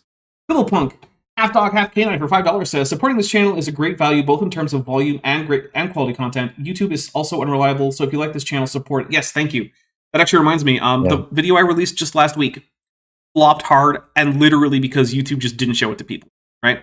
I looked at the no kidding, eh? Yeah. So I looked at the click-through rate, right? The click-through rate is higher than normal for my videos, or at least it started that way. But the views are the worst that I've had probably in 6 or 7 months. And what that means is that YouTube just isn't showing it to people. I've actually had people comment on it that I didn't know this video existed. So yeah, please check my channel every once in a while, watch my videos. You can watch a few in a row. Also, if you do comment, which I encourage you to do, if you comment for the algorithm, it turns out YouTube has figured out that doesn't count anymore. So you actually have to have a real comment. One thing that I recommend is saying, I love all of Dapper Dinosaur's videos, because that will indicate to the algorithm to show you all of my videos. Because the algorithm pays attention to what you write. All right, here we go. Father created mankind with the ability to speak, and he gave us a single language to share. It's our belief that... Okay, so... Was it Hebrew? Probably, but here's the thing, right? This is the contention that there is such a thing as proto-world. And it's not even a hypothesis in linguistics, right? Because it's just kind of an idea. And I can't say that it's not true. But I also can't say that it is true. We have not been able to trace back all language families and join them up. Now, there have been a few occasions where what were once thought to be relatively separate language families turned out to have had some deep connections into the past, right? But that's not universal. Like, for instance, we've known that, Germanic languages were all connected for a much longer time than we've known that Indo-European was a thing. It took the first Europeans to really spend time in India looking at things like Sanskrit and Hindi and things like that to actually figure out, oh no, this language is actually related to Greek and Latin and Old Persian and whatnot. Okay, so we actually have a connection to all of these languages here. But proto-world is still an unsubstantiated idea in linguistics. I can't say it's wrong, but I also can't say it's right. It seems plausible, right? Like that there must have been some language that was the first one, but the thing is, that's actually not necessarily the case, right? So people might have spread around the world while developing from a proto-linguistic communication system into full-fledged languages independently. Yeah. And so there might not actually be a proto-world, but there might be. So that the language Father originally gave to mankind was Hebrew. Yep, you called it. We'll take a drink for that prediction. Despite the fact that we can some find of these. So some of these signs that she has, there's like a huge inconsistency here, because some of these signs are primitive, right? Like clearly Proto-Hebrew are very early forms of Proto-Hebrew, and these are almost exactly just closer, straight out of hieroglyphics, right? Like that mem is right out of hieroglyphics. Yeah. I've never, but I don't think I've ever encountered a text with a resh that looks anything even like that. Like it's no. By the time you even get to the Phoenician alphabet, Resh has long since stopped looking like an actual profile. Yeah. Yeah. Yeah, no. So, Roasting Keller Anyways. says, explain Chinese and Japanese. I don't know what you mean. Are you asking like how that evolved from Hebrew? Because yeah, I mean, I couldn't explain that because they definitely didn't. Japanese has only one known relative, and it's Ainu, and it's almost extinct. So, go support Ainu preservation, I guess. And that he created the Hebrew alphabet in advance for us. The Hebrew alphabet was created before the world existed. That's why it's all. I mean, how else? How else would God have spoken everything into existence? I mean, that is true. Dinosaur? Yeah, it would have to be. I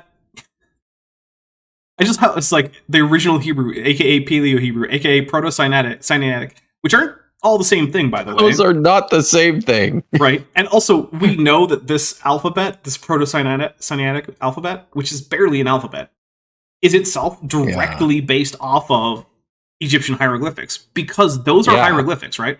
Like, for instance, they are. some of them are like the one for hey, there's like 80 different hieroglyphics that look like that. So which one it is exactly, who knows? But like you get down to Tet, that's the ideogram for city. You get to Yod, that's an arm, and it's actually in Egyptian, it was the voice for angel fricative. But I can't actually see those because my thing is blocking it. But yeah. I believe you. But yeah, like with poof, that was actually an S sound in ancient Egyptian hieroglyphics, and it was a bolt of cloth with a little like knot to tie it together so it would stay still. When you get to Nachash, which is actually just their nun, I don't know why they're calling it Nachash, which is just a word that starts with it, but I think they're doing it because Nachash means serpent, snake, right? Yeah. But the thing is that's because it's attached to an Egyptian hieroglyphic that's actually a hooded cobra that in Egyptian made a j sound. But in Semitic languages, the word for snake starts with an N sound, so they grab that same hieroglyphic, right? The mem is just the N symbol in Egyptian because their word for water started with an N, whereas in most Semitic languages it starts with an M. So they adopted it. Like, these are all just Egyptian hieroglyphics. And the thing is, we have a whole history of the development of Egyptian hieroglyphics from, like, Proto-Egyptian, like, before the first dynasty of the Old Kingdom.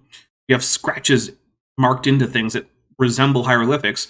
Then we get our first simple hieroglyphic inscriptions that are mostly just names in the beginning of the Old Kingdom, like the first dynasty. And then all continues. So to believe this, you have to literally, like, we literally have over 1,000 years of Egyptian text before Hebrew was even a glint in anyone's eye. Yeah, and you can watch wild. the development of the Egyptian writing system from a very simple thing that just uses the rebus symbol to name things to a full-fledged writing system that encodes vowels and prepositions and all these things. Great. And all of that happens before Hebrew ever appears on the site.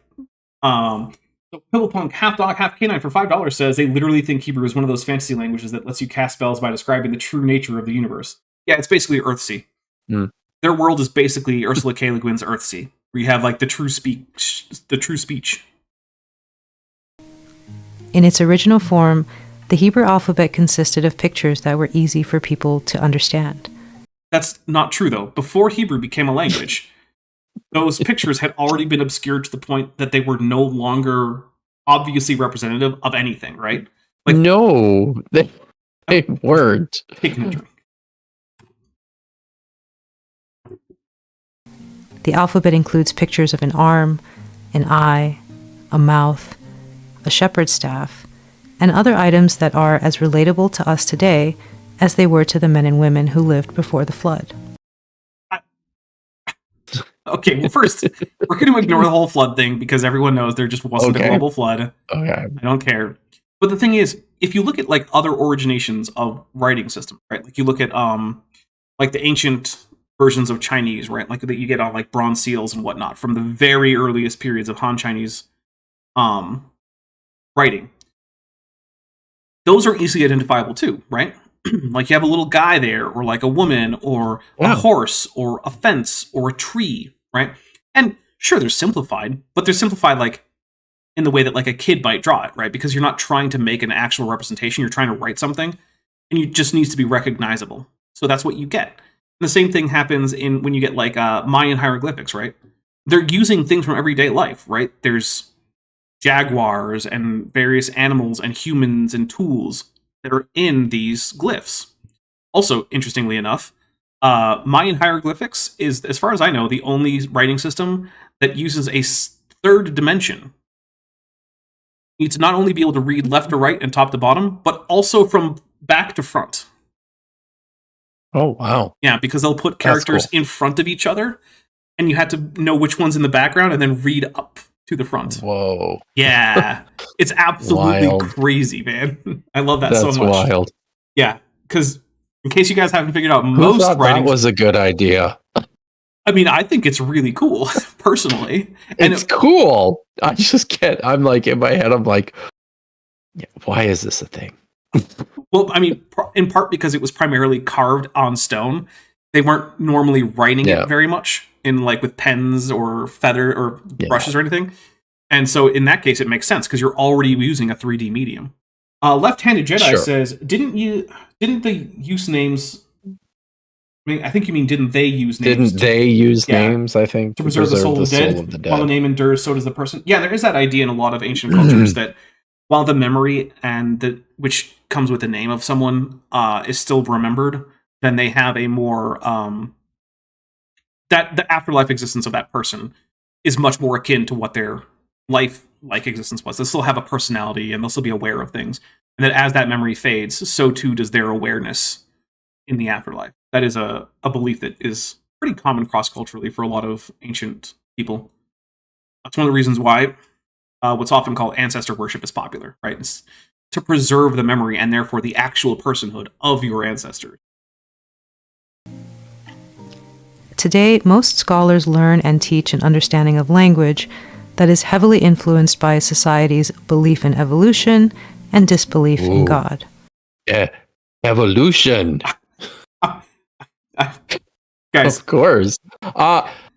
I'm willing to bet that early. I don't know about this, but I don't know anything about this, but I'm willing to bet that ideas about the evolution of language predate for lots of society's ideas of biological evolution. Oh yeah, I mean, look, we have things like from Sumeria where like people are complaining that the kids don't speak right. Like this is a phenomenon that's been understood to exist for a very long time. And you also have things like in Charlemagne's court, at one point he complained that his priests were saying just nonsense in the mass. And they were like, well, this is what it is. And they hold up and they have these, like late Latin texts that they're using for their mass. And he's like, no, you have to be more grammatical. And they're like, well, no, because we are being grammatical. It's just that your version of Latin has moved on. And I was like, no, I don't like it. Yeah. Fix it. It's like, oh, okay, I guess you're the emperor. We're going to do what you say. But and so we have evidence of people being aware of language change. Now, we didn't have a great systematic understanding of it, but it's been very obvious to people for a very long time that French and Spanish and Romansh and the various Italian groups and Occitan and Portuguese and whatnot are all close relationships between them. Exactly. Right? And the same thing for the Germanic languages, right? No one's going around thinking that Norwegian and Dutch don't share a common ancestor in a previous version of a Germanic language, right? No one's thinking this. This isn't news.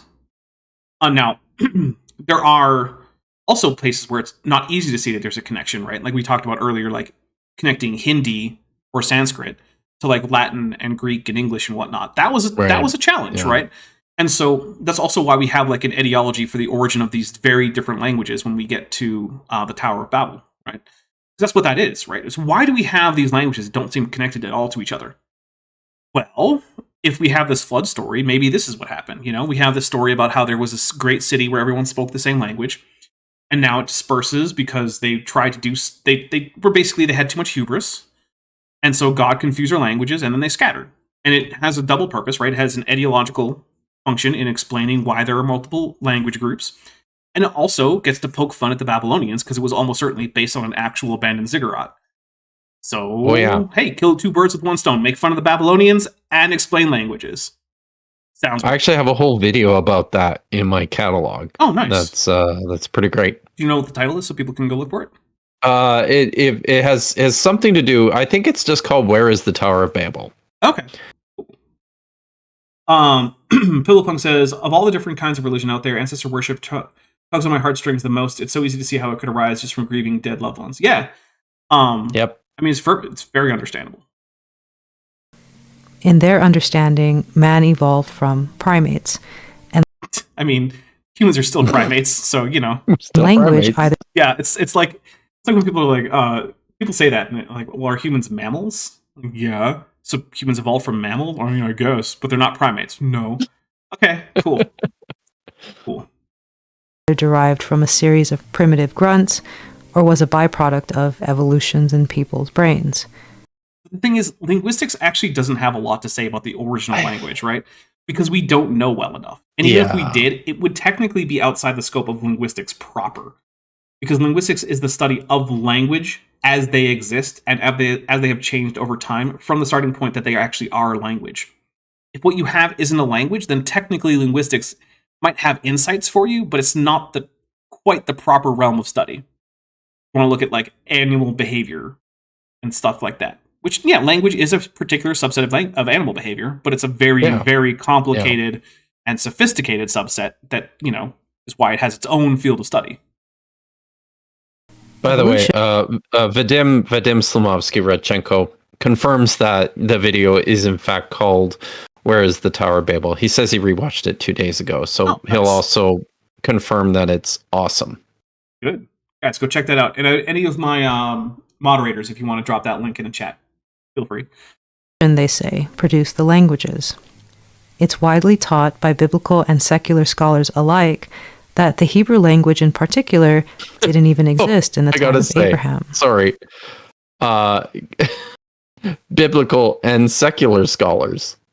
Yeah, as if there aren't secular biblical scholars. So, remind me, Kip, are you a secular or a biblical scholar? Because you can't be both. It's exclusive. You're either a believing Christian scholar, maybe Jewish.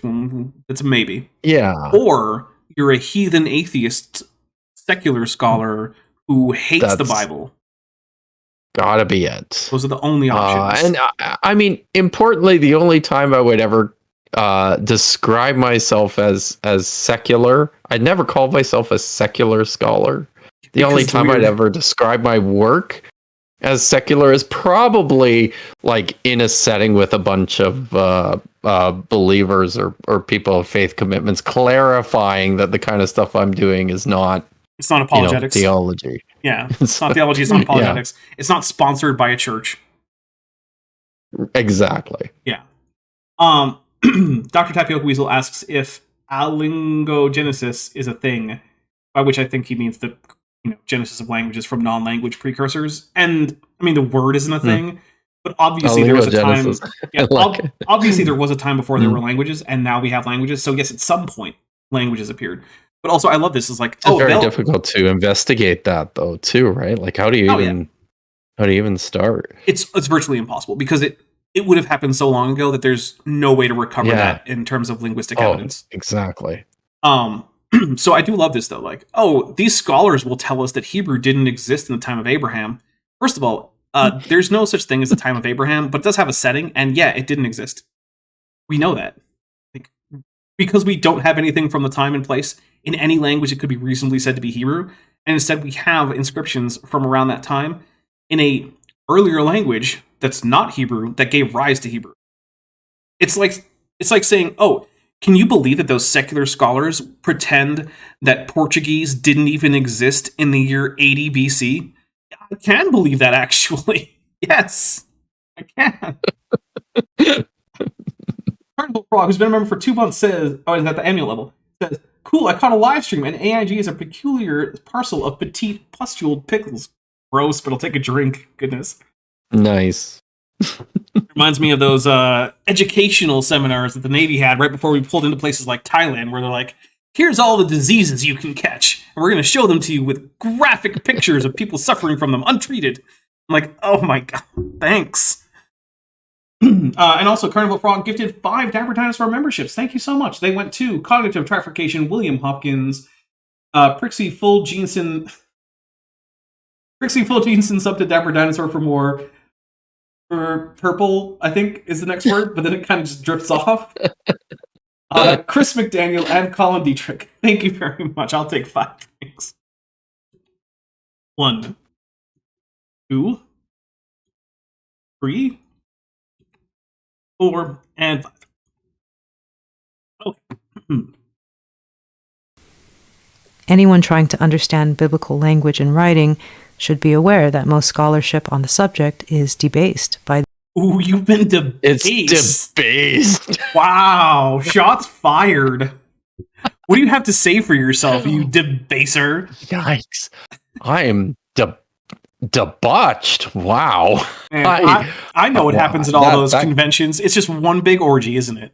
You know it. It is. It's just we are just wallowing in filth. Honestly, if over there at the SBL, if FSBL convent or meetings involved more orgies, they might be better attended.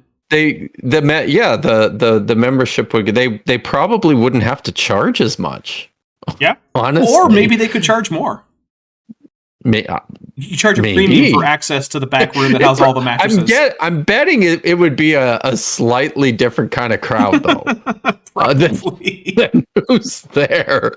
Oh, okay. These frameworks. But we have fun at SBL, people. We really, really do. Right. Without having a back room full of mattresses. Yeah. We somehow manage.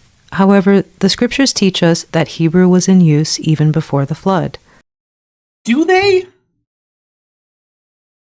Because I don't remember. I mean, they're written in Hebrew, and they quote people from. Really, you know, I'm gonna look it up now. Okay. I am going to look and see where the first mention of Hebrew is. Yeah, because I don't remember Hebrew being named in like.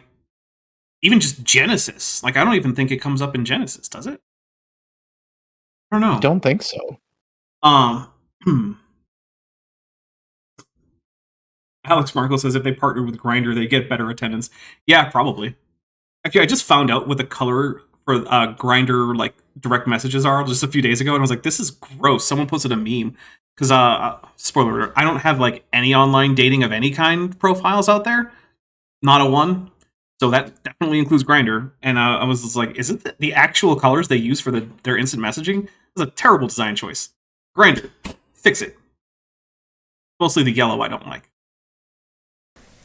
As one example, the Spirit of God had Moses record the words that Eve used when she named her sons. She called one son Cain in Hebrew, because she had acquired a son from God. Okay, but here's the thing, though. There's a story about that. Well, so here's my thing with that, right? It's not unusual in many languages for people's names that they're given to have some meaning in the language that corresponds to some perceived character of the person, right? And so why couldn't that just be the report of what's called a calque, right? Where rather than just directly adopting a word, you translate that word for word, right?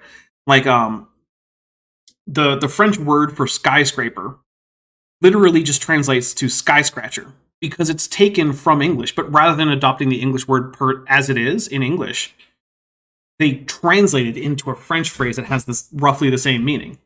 Why can't that be what's happening with Cain? I don't know. Yeah. I'm just the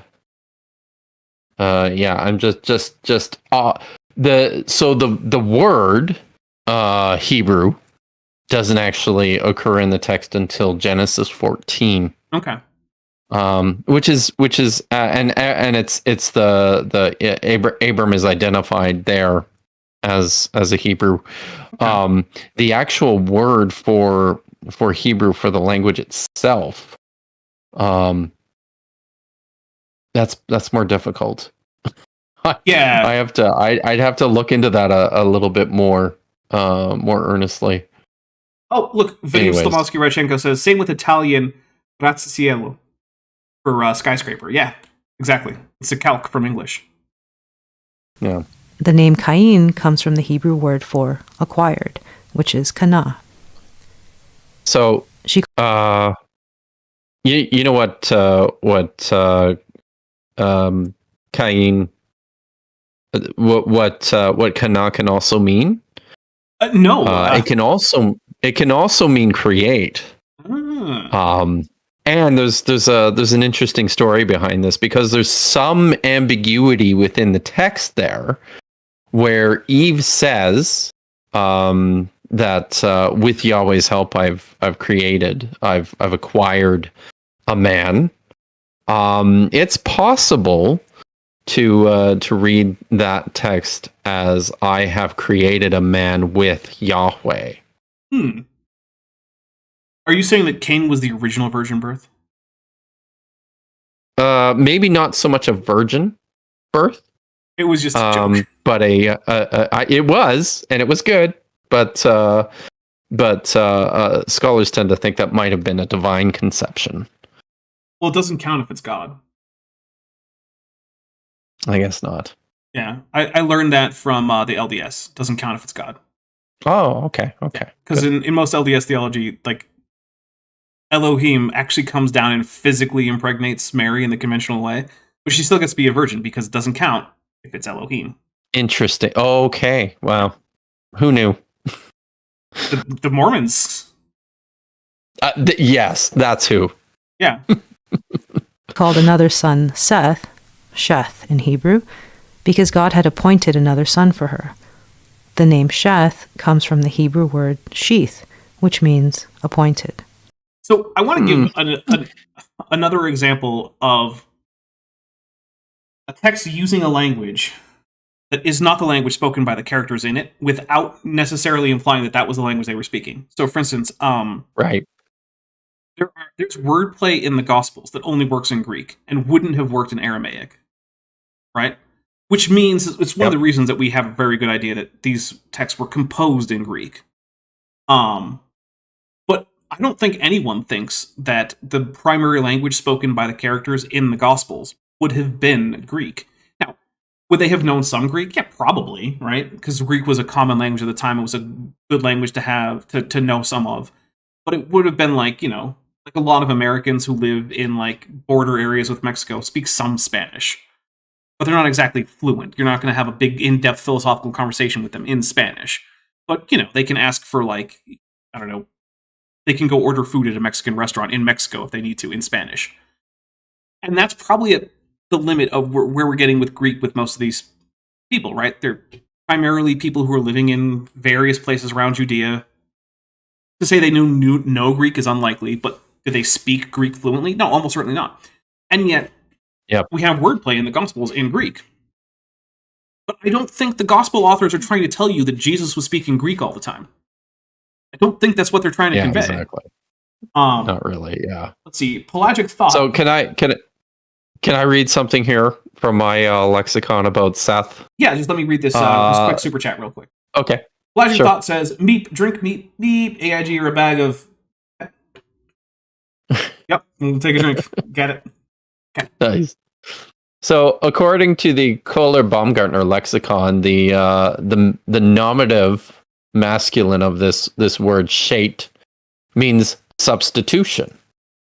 Similarly, for Zorro's lexicon, who gives the rendering restitutus, replacement.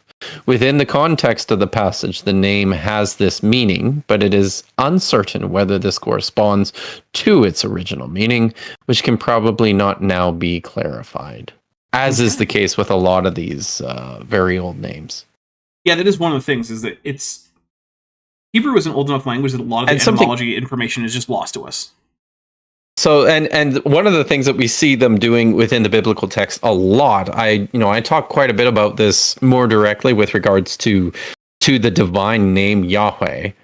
The Hebrew writer of Exodus chapter 3 connects that name directly to a verb, hava or haya, because it sounds like it could be something like something related to that word, right? But it almost certainly doesn't actually. Like it almost certainly is an older word that comes from a different place that means something completely different. But this is what the Hebrew writers did. It's like the name Moses, right? Moshe. They invented this meaning that it means drawn from the water, because it sounds something like, or it looks like it might be close to what that word means in Hebrew, when in actual fact probably doesn't. It probably means something different. In fact, it almost certainly looks like that's an invented name because it sounded kind of Egyptian, right?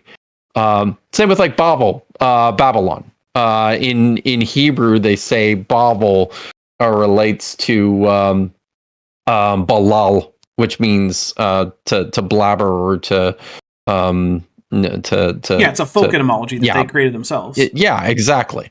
Bavel in the Mesopotamian language means the gate of the gods, right? Like it's yeah. We just got 5 gifted memberships from Ben Poluto Thick Tunicate. They went to Belly Fits of Microbical Rage, Sable Eagle himself, Marianne the Night Owl, and Katina Pack Baz. I'm not really sure. Also, want to say hi to Maddie, who is in the chat. Say hi to Maddie, everybody. We'll take 5 Hi, minutes. Maddie. 1, 2, 3, 4, and 5. Okay, let's hit play. There's also Noah, who was named for the comfort he would bring. Noah's name in Hebrew is Noach. Hey, we'll take a drink for her getting one right. She got something right. Good job. I think that's the first you got that right drink we've taken all stream. I think so. I think it is. Because Mr. What is a vowel didn't get anything right. And his name comes from the Hebrew word Nacham, which means to comfort. Cain, Seth, and Noah were all given Hebrew names with Hebrew meanings. But they didn't have to be, right? Like, no. That's the thing, is even if we accept the historicity of this, it could just be calques, right? Where you're like, okay, in the original language, his name meant comforter or bringer of comfort or the comforted one or something like that, right? So now we back translate a Hebrew name that works with that so that people understand the reference. You can have a historicist view of these texts and still not come to the conclusion that Hebrew is the original language. Which, if you're going to have a historicist view of these texts, you probably should, because at least then you don't have to ignore all the evidence that we have that Hebrew isn't the primordial language of humanity. Which actually, I would wonder, where does she think the other Semitic languages came from? Because I bet she doesn't even... She probably has no idea that there's a such thing as Semitic languages, is my guess. She's got to have heard of at least Arabic, right? Like, are there She people probably does not understand that that's a Semitic language. Oh, it's like there's no connection between Arabic and Hebrew at all?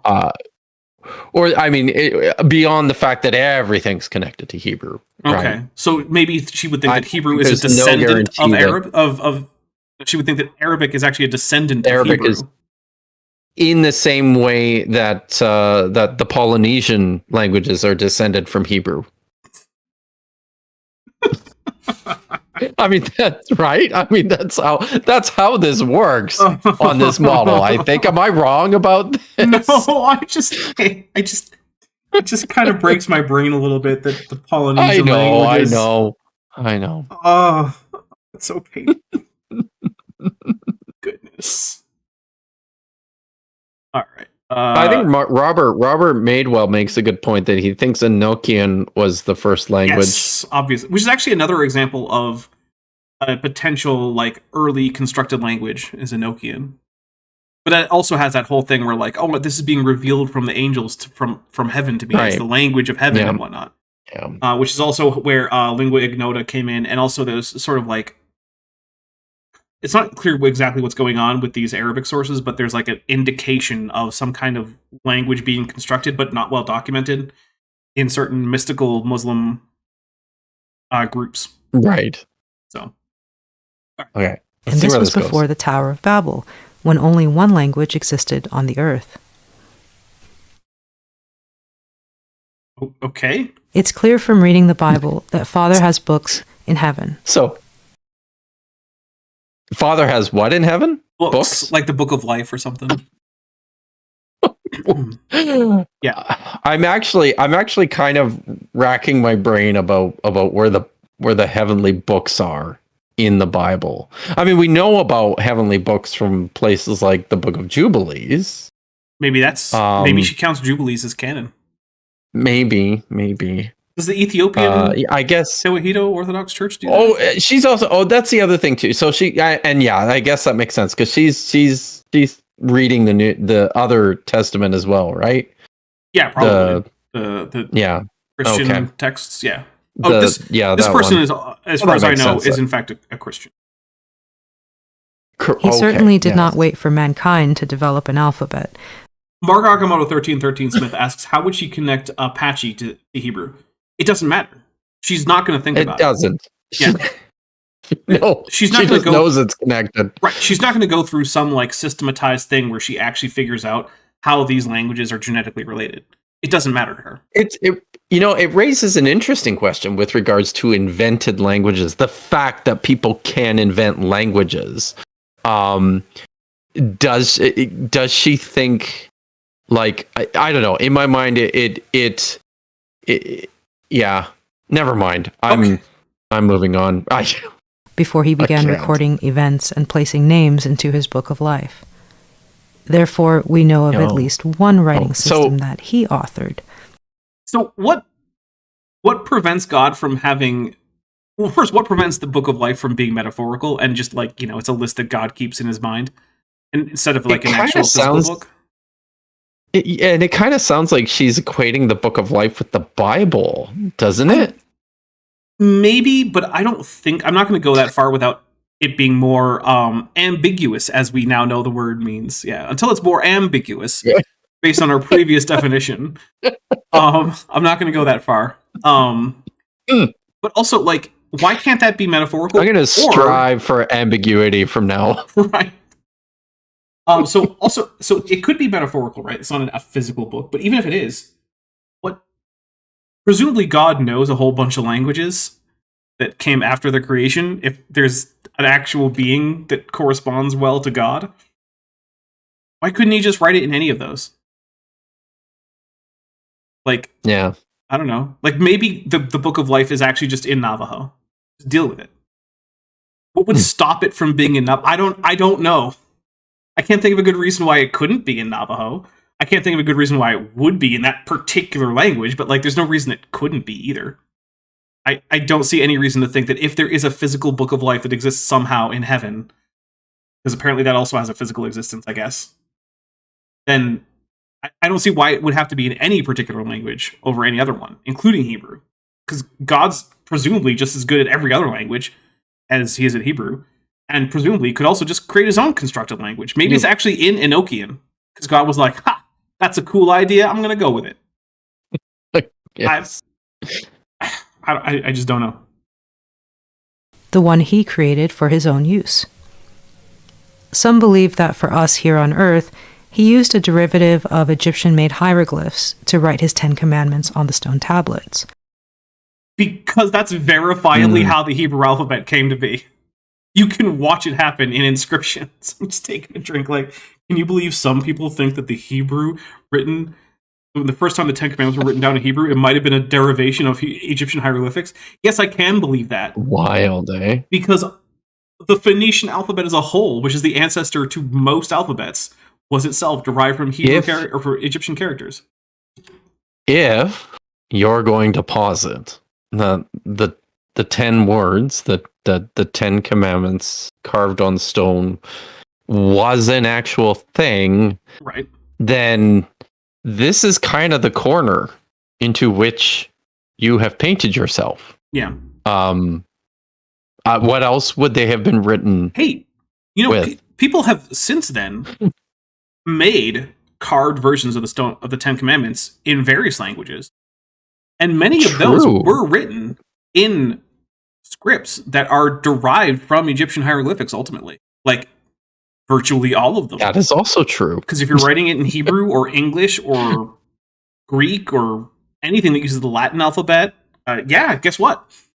That came from Egyptian hieroglyphics ultimately. The Phoenicians didn't invent writing. They grabbed the idea from the Egyptians, they grabbed the symbols from the Egyptians, and gave them, granted, different sound correlations. They used sound correlations that worked in their language. But I mean, that's how it worked. The earliest time we find these symbols is hieroglyphics. Granted, with different meanings, like I said, but still, that's where they came from. It's also where the idea came from. But Egyptian hieroglyphs were used to glorify Egyptian gods. And it's doubtful that he used their They were symbols they were also used to write receipts. Yeah, I mean, the first instances of hieroglyphics we get are mostly just like lists of things and also some guy's name, right? Like same thing with cuneiform, right? The first writing, quote unquote, proto writings that we get in cuneiform are just like receipts, contracts, and some guy's like personal name stamped on something, right? Like. This is wild. I'm taking a drink. I just really can't. Is. This is breaking me. All right, here we go. Write the words, "Thou shalt have no gods before me." If anything, I mean, we believe. Wouldn't it be even a better, like a polemic to say, not only should you have no other gods before me, I'm going to co-opt the symbols that were previously used to glorify all these other foreign gods. I'm going to take them and say that they are the way I'm going to communicate with you because they actually don't count. I'm taking everything that they thought was theirs, and now it's mine, and now it's yours. Hebrew people, I'm now in the position of speaking as, Adonai. Sorry if that's blasphemous, I don't know. Marco Agamotto 13. Sorry, go ahead. No, I was just going to say, so I'm just trying to process how she thinks this works, because she's already said that basically God created all the languages, right? At the Tower of Babel. As derivative at the Tower of Babel, right? So wouldn't that include the Egyptian hieroglyphs that they use? It would at least include the Egyptian language. Maybe she thinks that the hieroglyphics themselves were a post-Babel invention or something. Right. Mark Agamotto 1313 Smith for $2 says, and bad Yelp reviews. Yeah, give those Egyptians bad Yelp reviews. Was enslaved, 0 out of 10, would not visit again. It would have been the other way around, and the post-Tower of Babel Egyptians, with a memory of Father's original alphabetic characters. Yes, that's exactly what... Okay, I'm taking a drink for me getting that one right. Way to go, yeah. Used some of his ancient got that wrong when they created their own writing system. Except that's the thing, though. They have the earliest writing system with these symbols in it. We don't have an earlier version of this writing system that encodes Hebrew or anything like it. So she thinks that the 22 symbols came first, and the Egyptians developed. Yeah, they expanded on that. The primitive hieroglyphs all from that. Yes. Wow. Yeah. Which is crazy because we don't have any evidence of these symbols being used alphabetically before the Egyptians, right? Like none. It boggles the mind too, because the alphabet was invented as a way to dramatically simplify and economize that, right? Why would you go in the other direction? Exactly. There's numerous examples of languages going from logographic or like a mixed phonetic logographic system to just a purely phonetic system. There are very few examples of any language ever going the other way, right? Starting with a phonetic system and then evolving into at least partially logographic system. DM, the first cell had to find a wife wing for $2 says, never forget Ian Nasir sells bad copper. It's true. And he will tell your servant, buy it or leave. Very rude. Very rude. Reverend Howell for £2 says, how many vowel/consonants are there in yodeling? So actually, interestingly enough, yodeling is a fairly widespread phenomenon that happens in a lot of like non-linked cultural contexts. And there's no easy way to answer that because you would have to add up all the vowels and consonants in all of the different instances. You can of yodeling. only, Dapper, you can only logically answer that with the global flood. True. Yeah, I would have to ask the videographer for this video because she would know. But I'm going to go ahead and say Flood confirmed, everyone.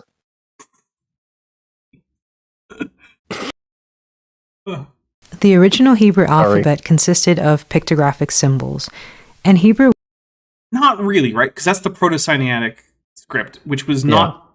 Yeah. It was no longer being used by the time Hebrew is its own independent language. It had already turned to basically the Phoenician alphabet by that time.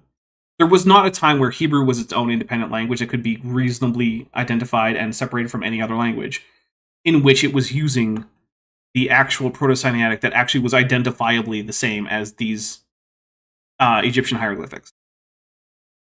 Words in their original pictographic forms show clear evidence of father's intelligence and foresight. Oh, we're back to Hebrew is magic, and all the words are constructed ideographically from these sound symbols. I'm taking a drink for that, because look, we went over it in the first episode of this whole thing. It's bonkers. Fitz of all languages are conlangs, right? Who's been a member for 8 months and is at the amniote level says, "Thanks, Ben Thick Tunicate. Sorry for the likely misspelling for the gift membership with, first, a good, honest, hardworking, God-fearing, patriotic tunicate, and then also some disgusting heathen pelagic tunicates." Gross. Here are a few examples. The Hebrew word for walk is a picture of a staff and a hand. The Hebrew word... What? What's... I don't actually know. The Hebrew word for walk? Is that what she said? Yeah. No. Okay. The word for the sea has a letter in it, which is an easily recognizable symbol for water. Yeah. Yeah, but so does every other Hebrew word that has the sound, right? Here's an example: moat, or no, not moat. It means death. Yeah, what does that have to do with water? Mawat, moat. Moat just means death. Yeah. Same with melech, which means king. Yeah, what does that have to do with water? Same with mastama. Actually, which is a nasty name that the writers of the Dead Sea Scrolls gave to, their version of Satan, of the devil. Yeah, what was any of this? Actually, how about this? Virtually every plural masculine noun has mem. That too. What is the idea of masculine plurality have to do with water? I got nothing. Well, I have something, but I can't say it on the internet. And the Hebrew word for weeping has that same water symbol, followed by the symbol for a human eye. Cool. You cherry pick some things, maybe. I don't know. Is that actually true? Does it have mem so and iron? So that would be mem and iron? Yeah. I mean, importantly, virtually, like the vast majority of Hebrew words are developed from a triliteral verbal root, right? Mm-hmm. So you can see the presence of at least 3 letters in most of them, or in some cases you'll get doubling and quiescing, where those letters will disappear. But this is, I mean, if I'm reading this properly from right to left, that's ma. And as near as I can tell, that doesn't mean anything. Yeah. I don't know, maybe Tomer knows what she's talking about. Outside of prepositions and other grammatical particles, there are virtually no two-letter Hebrew words. The Hebrew word for weeping that is most common is baka, which is a bet, kaf, and an aleph. Or sorry, a hey, aleph. And that's none of those letters. Yeah. All right, guys, we're going to start wrapping this up. We don't need the last minute and a half of this. No? Okay. We're already over time. So, yeah, dear. This has been like a sampling of the nonsense about the Hebrew language that exists out there. And the thing is, it's not unique to Hebrew, right? You can find nonsense claims like this for all sorts of languages. I see it for Hebrew, for Georgian, for Finnish, all sorts of languages. People have weird conspiracy theories like this, that it's some kind of magical language, or it's the original language, or it's the oldest language, as if that meant anything, right? So well, it's semi not semi but not really related, but I think that's that crazy conspiracy film from a couple of decades ago, Zeitgeist. Oh God, was sort of built on this idea, right? That that the sun, SON, was representative of the sun. SUN. SUN. Yeah, because that homophone. You know, so it's the god of. Right. Yeah. That English homophone. Yeah. In a language where the word for sun, as in the thing in the sky, is helios, and the sun for the word for son with an O, as in male offspring, is huios. Huios, yeah. Totally the same word. Don't worry about it. Totally. And also, that one just got basic astronomy wrong. Like, it said that the sun at the winter solstice went into the constellation of Crux Australis and then stayed there for 3 days. Hey, spoiler alert. The sun has never entered the constellation of Crux Australis, and if it did, it would mean that Greece would be in the Arctic. You know, one of the things I happen to know about Greece? It's not in the Arctic. Just fun facts with Dapper. Yeah, Zeitgeist is a whole pile of nonsense. And while sure, it sure is. You can have some kind of sympathy for its like anti-current establishment U.S. economic system. Great. If I've learned anything in my interactions with Christian apologists, if you say something confidently, and it doesn't matter what you say, no matter what you say, if you can say it confidently, it sounds true. I mean, you're right. Math. Yeah. All right, guys. So, Kip's channel should be linked in the description. I believe I got that. Yes, it is. Nice. So go over and subscribe to Kip Davis. Kip, what do you got coming up for us? I got things going on, people. Tomorrow we are. I'm having all my friends over, and we're doing our second episode of the Diablo Critics, which is a monthly stream that's taking place on. Not just my channel, but a variety of other channels. You can watch it on Dr. Dan McClellan's channel, or on Dr. Jennifer Bird's channel, or on Digital Hammurabi, or on Deep Drinks Podcast. It's on all the channels, all of them. So tomorrow at 11 o'clock Pacific time, we will be having the second of our monthly streams. And because David McDonald is unable to join us tomorrow, Dapper Dinosaur has very generously agreed to fill in and help produce on my day off. What a guy, eh? What a guy! Best theropod out there. That's I agree. Best one I've ever met. So that's happening on tomorrow. You probably Sunday. Met a lot, actually. Every bird is a theropod. Yes, but you are the best. You are the best. Me and birds are.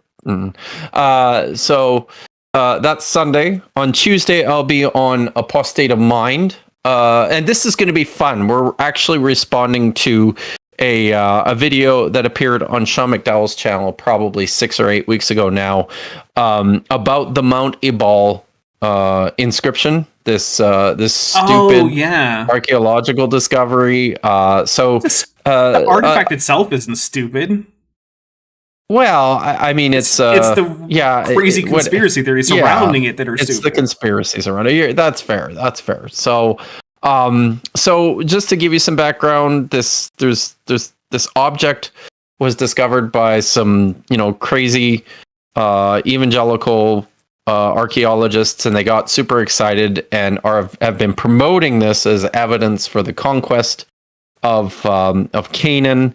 It's mostly bullshit.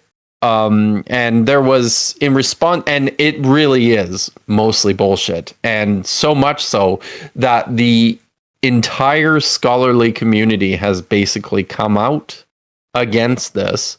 There was a series of articles that were published in the Israel Exploration Journal all about how ridiculous this was, and one of the discoverers and promoters of this object, Scott Stripling, came on to Sean McDowell's channel to basically challenge the findings of these journal articles. So I'm going to be on a post date of mine on Tuesday afternoon at 4:00 Pacific to talk about that.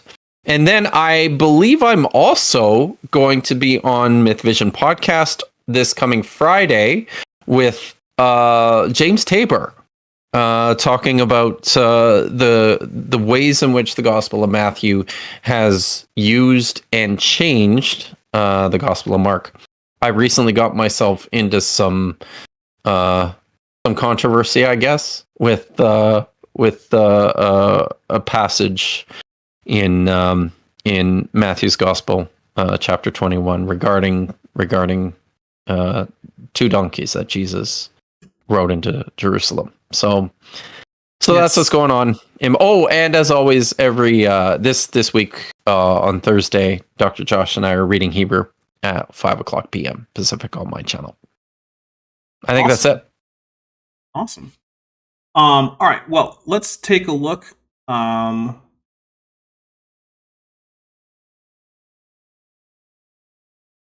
Okay, let's take a look at what's going on my channel. So, first of all, before that, obviously, I'm going to be on with Kip and friends. I will be the producer. I doubt that I'll have much to say other than reading out things like super chats and whatnot, because I don't know what I'm talking about on this in this context, which is why I don't talk about it very much.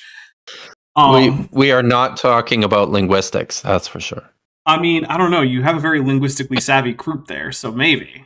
It's true. We'll see what happens, but yeah. Okay. So let's see. On Tuesday, so we're not having Matt with Maddie this month. Maddie is very much engaged with the final aspects of getting her PhD. And so she has taken the month off of Matt with Maddie. And so instead, I'm going to be having a Dapper Reacts Tuesday edition. I have already checked with Vishanti. She says that she will be around and available for that. We're going to be switching back to creationism per se, rather than going with like, crazy conspiracies about Hebrew or something. So that's going to be what's happening on Tuesday. Then on Thursday, I am premiering Freshly Tossed Word Salad, Creepy Carl Part 3. Creepy Carl is going to be back saying the weirdest shit you can imagine. It's so bizarre. Listening to that man talk, it's like looking at like the alpha version of ChatGPT, and your prompt was, be as confusing as possible while discussing Earth history. And that's the prompt you gave the alpha version of ChatGPT, and that's just Carl Baugh. Except he has like the intonation of like a 1950s educational video guy. Like it's so weird. And that's why I used him as my like creepy, spooky series, right? Because he basically sounds like what like a weird alien from another dimension would sound like if it were trying to imitate how humans sound, but not quite getting it right. I've numerous times said this man would fail the Turing test versus an actual computer. Like, you have, like, an actual AI chatbot and Carl Baugh, and all they can do is text to you, and you have to decide which one's the computer. You're going to pick Carl Baugh 9 times out of 10, I guarantee it. So that's what's coming up on Thursday. Then on Saturday, we're going to have another Dapper Reacts. I think it will probably be a continuation of whatever we did on Tuesday, which means it'll probably be, evolution and stuff, which I don't know how much Kip Davis wants to show up for that. We'll talk about that off air at some point. So, because that's definitely outside of his normal wheelhouse. So it certainly is. All right. Well, with that, everybody, thank you so much for coming. Thank you so much for all your generosity, all your support for the channel.